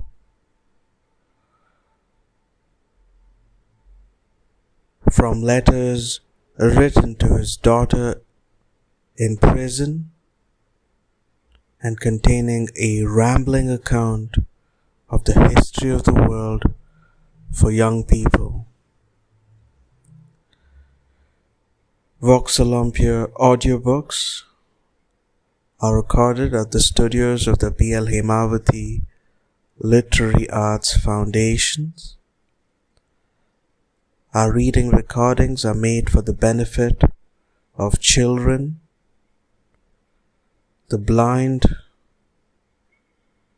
the illiterate and reading disabled, and everyone else interested in our selection of books. We thank our listeners for tuning in for this reading. Today, we read from chapter 167 of Glimpses of World History. Chapter 167. Palestine and Transjordan, May 29th, 1933.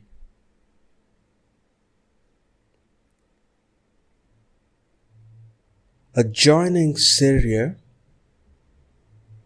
is Palestine, for which the British government holds a mandate from the League of Nations. This is an even smaller country with a total population of less than 1 million, but it attracts a great deal of attention because of its old history and associations, for it is a holy land for the Jews as well as Christians, and to some extent even the Muslims. The people inhabiting it are predominantly Muslim Arabs, and they demand freedom and unity with their fellow Arabs of Syria. But British policy has created a special minority problem here, that of the Jews. And the Jews side with the British and oppose the freedom of Palestine, as they fear that this would mean Arab rule. The two pull different ways, and conflicts necessarily occur. On the Arab side are numbers. On the other side, great financial resources and the worldwide organization of Jewry. So England pits Jewish religious nationalism against Arab nationalism and makes it appear that her presence is necessary to act as an arbitrator and to keep peace between the two. It is the same old game we have seen in other countries under imperialist domination. It is curious how often it is repeated.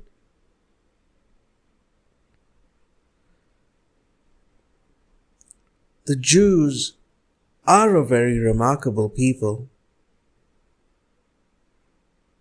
Originally, they were a small tribe or several tribes in Palestine, and their early stories told in the Old Testament of the Bible. Rather conceited they were, thinking themselves the chosen people. But this is a conceit in which nearly all people have indulged. They were repeatedly conquered and suppressed and enslaved. And some of the most beautiful and moving poems in English are the songs and laments of these Jews as given in the authorized translations of the Bible. I suppose in the original Hebrew they are equally and even more beautiful.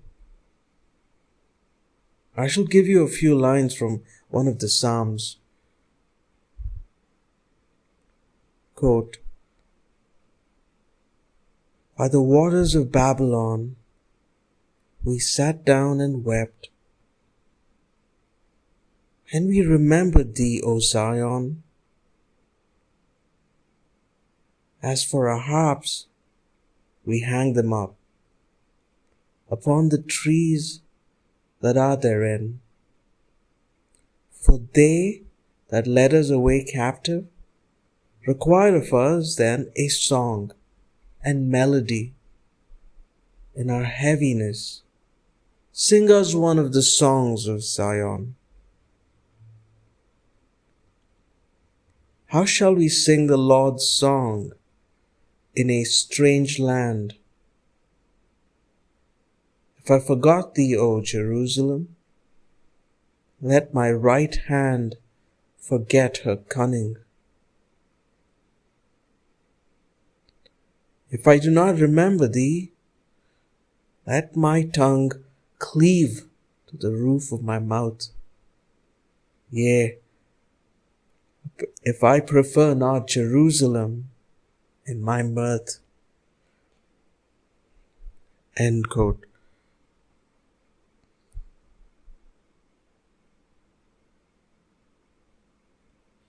These Jews were finally dispersed all over the world.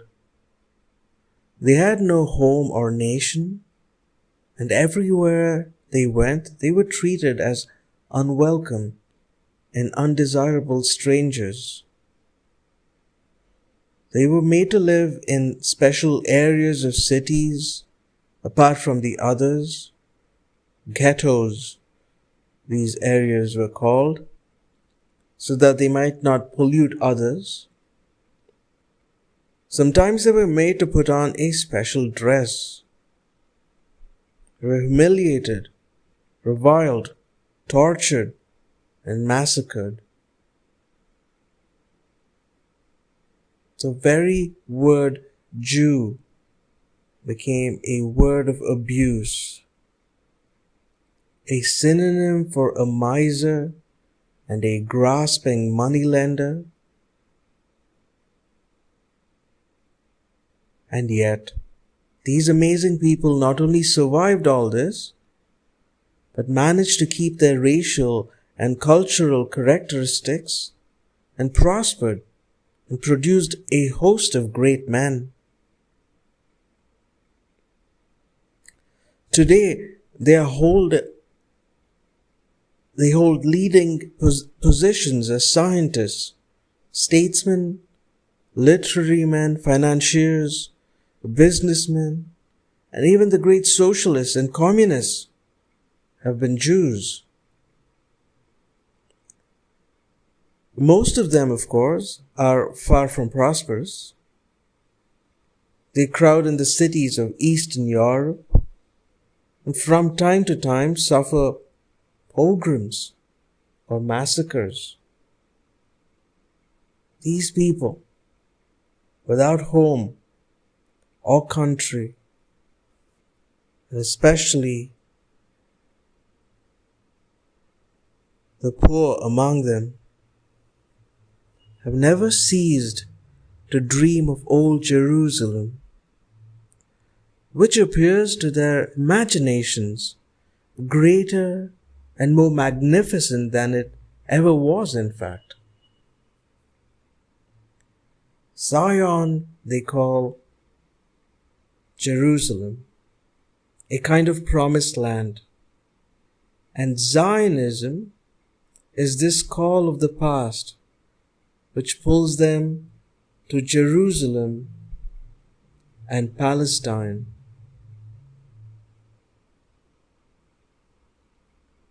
Towards the end of the 19th century, the Zionist movement took gradual shape as a colonizing movement,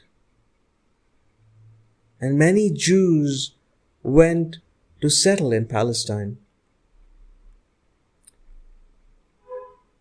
There was also a renaissance of the Hebrew language.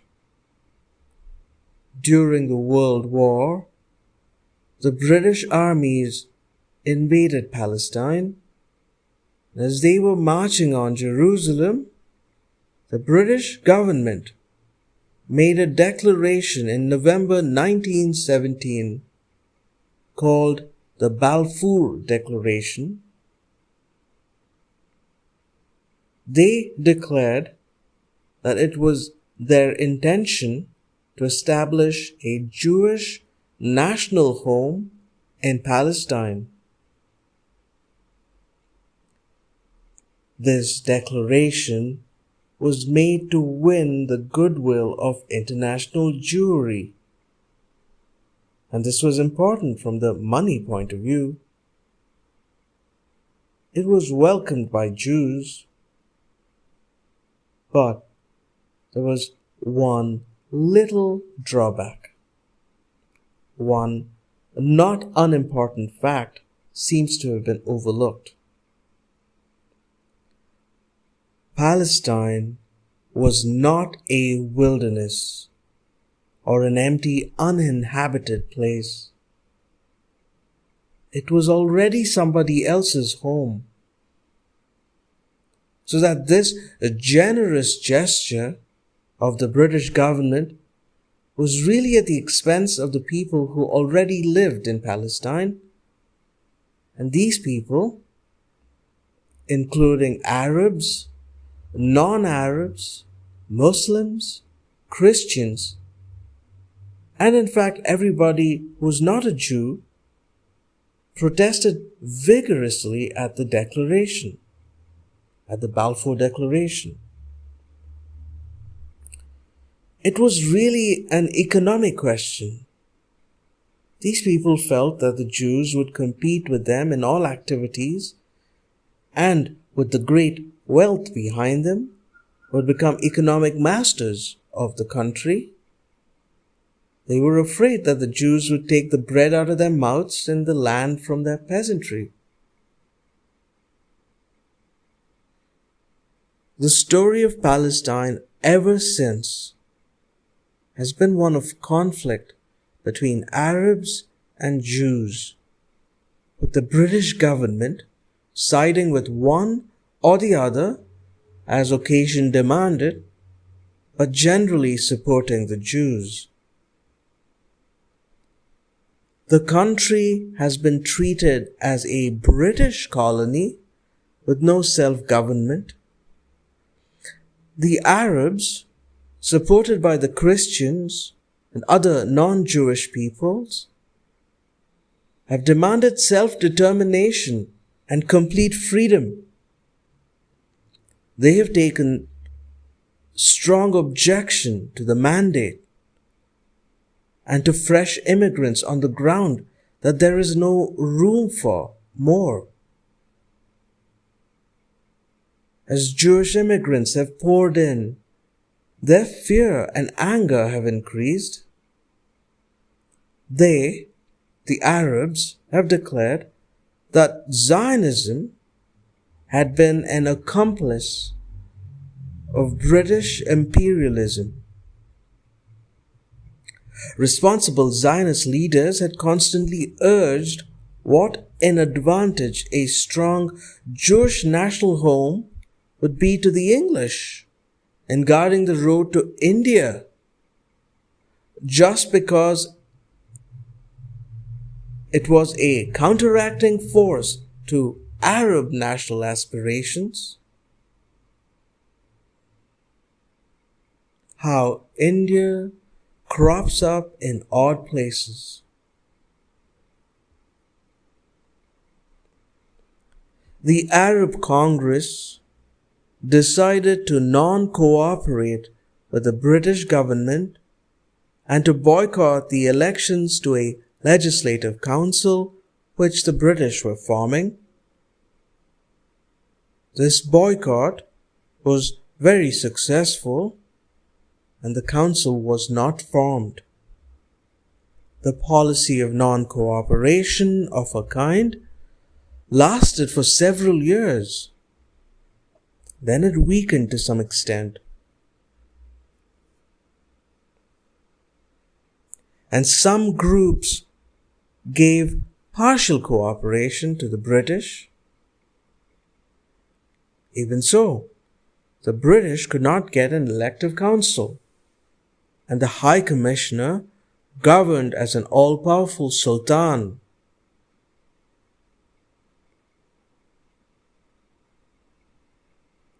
In 1928, the different Arab groups again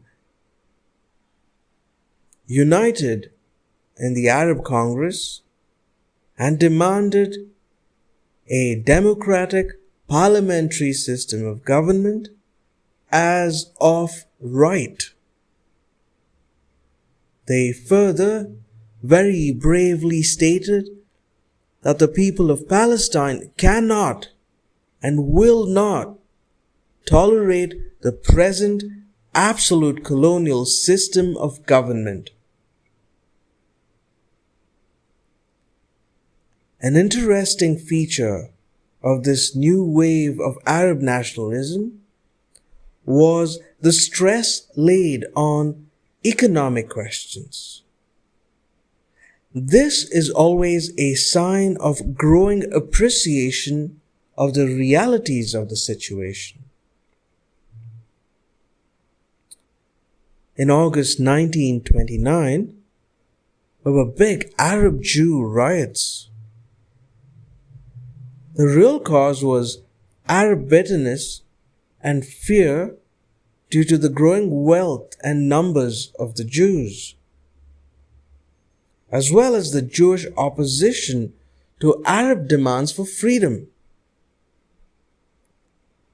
The immediate cause, however, was a dispute about the Wailing Wall, as it is called. This is part of the wall which surrounded Herod's temple in old times, and is thus sacred to the Jews, who look upon it as a monument of the days when they were a great people. Subsequently, a mosque was built there, and this wall was made part of the structure. The Jews say their prayers near this wall, and especially recite their lamentations in a loud voice, hence the name, the Wailing Wall. The Muslims object to this practice near a part of their own, one of their own most famous mosques.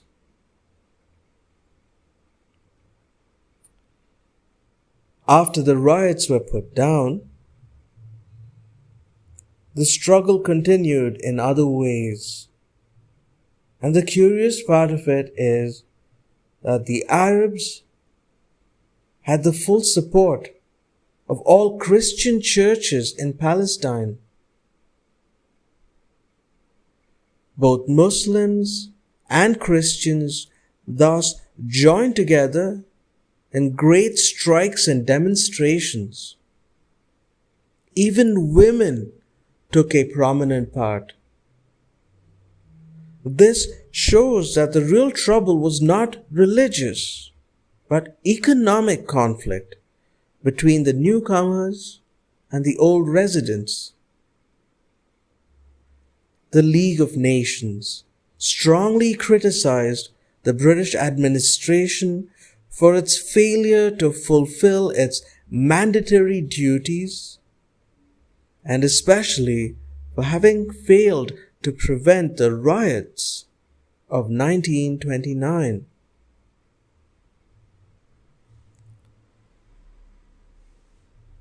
So, Palestine continues to be practically a British colony, and in some ways worse even than a full-fledged colony.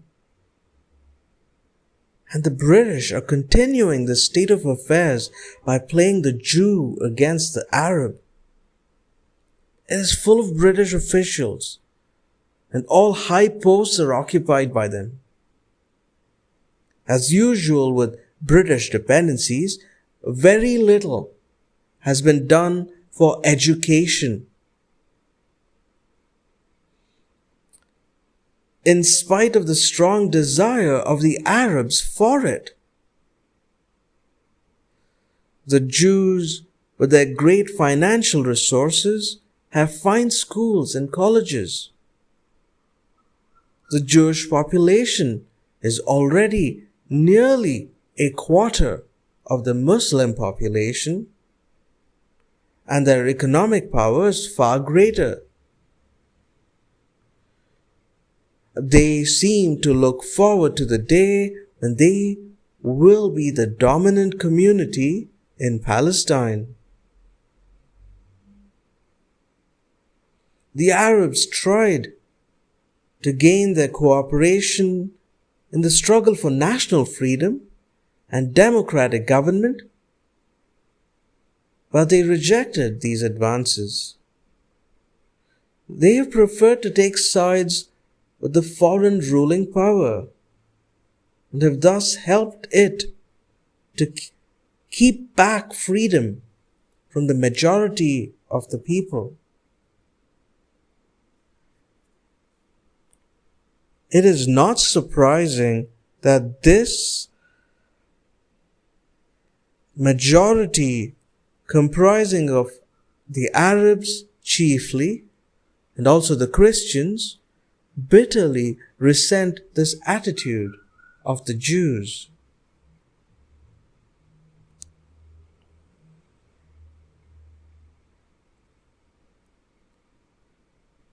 Transjordan.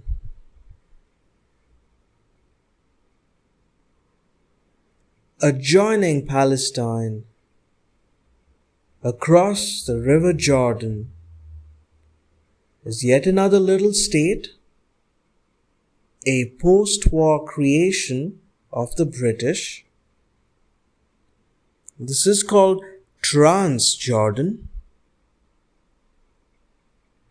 It is a tiny area bordering on the desert and lying between Syria and Arabia. The total population of the state is about 300,000, barely equal to a moderate-sized city. The British government could have easily joined it on to Palestine, but imperial policy always prefers division to consolidation. This state plays an important part as a step in the overland and air route to India.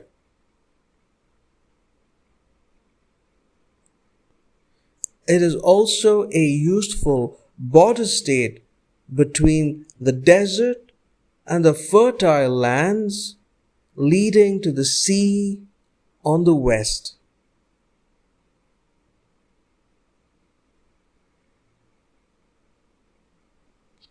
Small as the state is, the same succession of events take place there as in the larger adjoining countries. There is the popular demand for a democratic parliament, which is not agreed to, demonstrations suppressed, censorship, deportations of leaders, boycotts of government measures, and so on. The British cleverly made Emir Abdullah, another son of King Hussein of Hejaz and brother of Faisal, the ruler of Transjordan, a puppet ruler entirely under their control. But he is useful in screening the British from the people. He gets the blame for much that happens, and he is very unpopular. Transjordan under Abdullah is in fact something like the many small Indian states we have. In theory, the state is independent, but a treaty which Abdullah signed with British in 1928, all manner of military and other privileges are given to Britain. Transjordan, in fact, becomes part of the British Empire. This is another instance on a small scale of the new type of independence which flourishes under the British. This treaty and generally this state of affairs is bitterly resented by the people, both Muslim and Christians. The agitation against the treaty was suppressed. Even newspapers supporting it were forbidden. And as I've mentioned above, the leaders being deported. Thereupon, opposition increased, and a National Congress met and adopted a national pact and denounced the treaty.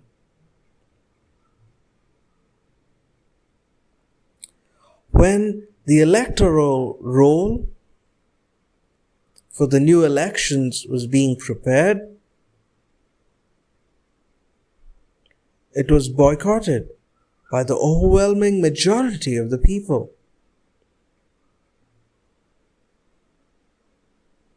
Abdullah and the British, however, managed to gather together a few supporters to make a show ratification of the treaty.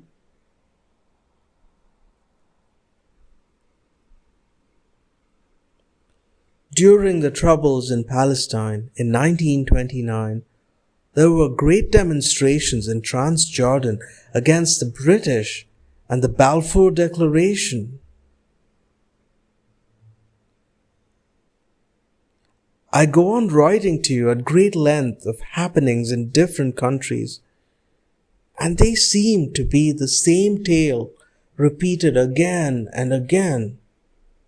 I do so to make you realize that we have not to deal so much with national peculiarities,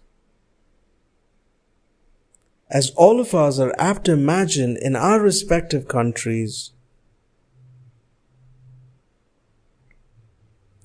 as with the world forces, with an awakening nationalism all over the East, and with the same technique of imperialism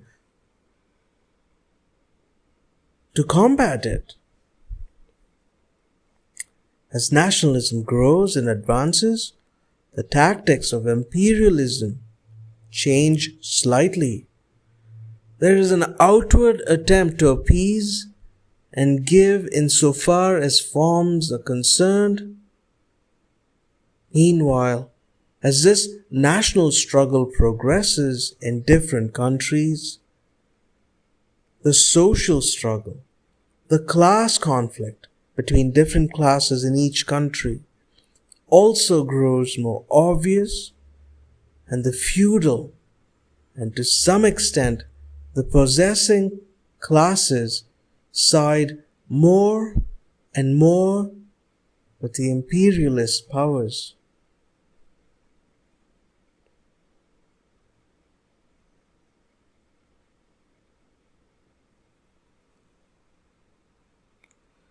Note: October 1938. The triangular conflict in Palestine between Arab nationalism, Jewish Zionism, and British imperialism has continued and grown more and more desperate. The triumph of the Nazis in Germany drove out vast numbers of Jews from Central Europe, and the Jewish pressures on Palestine increased.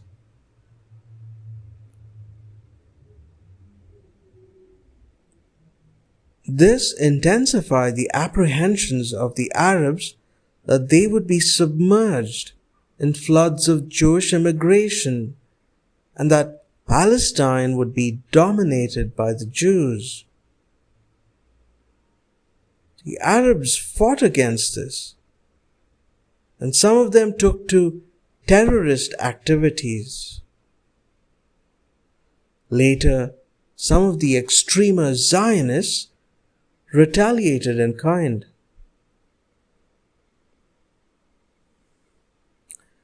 In April 1936, the Palestine Arabs declared a general strike which lasted for nearly 6 months, in spite of every attempt by the British authorities through military force and reprisals to crush it. Huge concentration camps grew up after well-known Nazi pattern. Failing in this endeavor, the government appointed a royal commission to inquire into Palestine affairs. This commission reported that mandate had been a failure and should be surrendered, and suggested a partition of the country into 3 areas. A large area under Arab control, a small one near the sea under Jewish control, and a third area, including Jerusalem, under direct British control. This scheme of partition was objected to by almost everybody, Arab and Jew. But many of the Jews were prepared to work it. The Arabs, however, would have nothing to do with it, and their national resistance grew. During the last few months, this has taken the form of a vast national movement, aggressively hostile to British rule and gradually displacing it in large areas of Palestine, which passed under the control of the Arab nationalists. The British government has sent fresh armies for the reconquest of the country, and a state of terror and frightfulness exists there.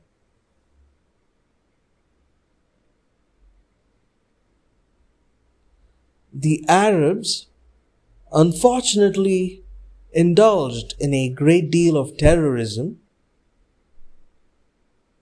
To some extent, the Jews did likewise against the Arabs. The British government has pursued and is pursuing a ruthless policy of destruction and killing, thereby seeking to crush the national struggle for freedom. Methods which are even worse than those employed in the black and tan era in Ireland are being practiced in Palestine, and a heavy censorship hides them from the rest of the world. Yet what comes through is bad enough.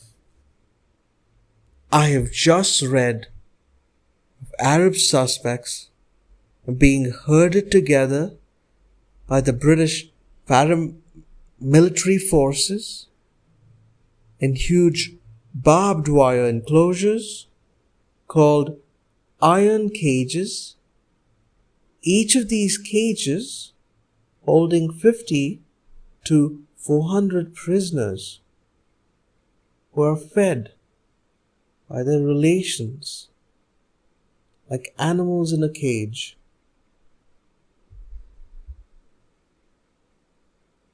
Meanwhile, the whole Arab world is aflame with indignation, and the East, Muslim and non-Muslim alike, have been deeply affected by this brutal attempt to crush a people struggling for their freedom. These people have committed many wrongs and terroristic deeds, but it must be remembered that they are essentially fighting for national freedom and have been cruelly suppressed by the forces of British imperialism.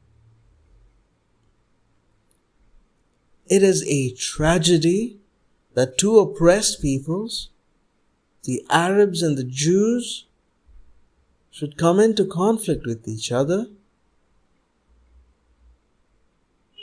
Everyone must have sympathy for the Jews and the terrible trials they are passing through in Europe, where vast numbers of them have become homeless wanderers, unwanted in any country. One can understand them being attracted to Palestine, and it is a fact that Jewish immigrants there have improved the country, introduced industries, and raised standards of living. But we must remember that Palestine is essentially an Arab country and must remain so. And the Arabs must not be crushed and suppressed in their own homelands. The two people could well cooperate together in a free Palestine without encroaching on each other's legitimate interests, and help in building up a progressive country.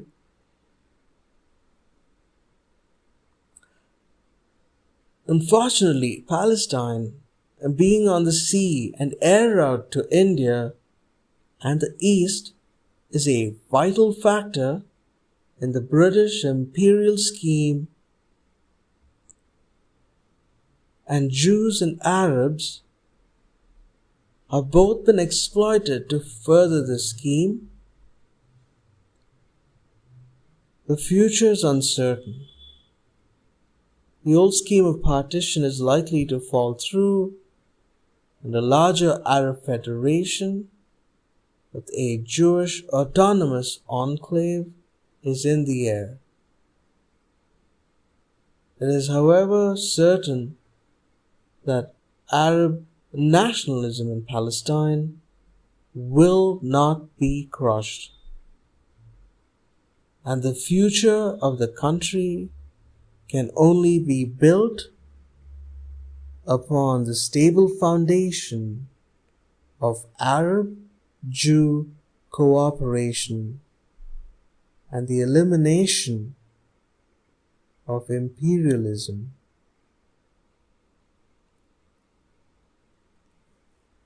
End of chapter 167.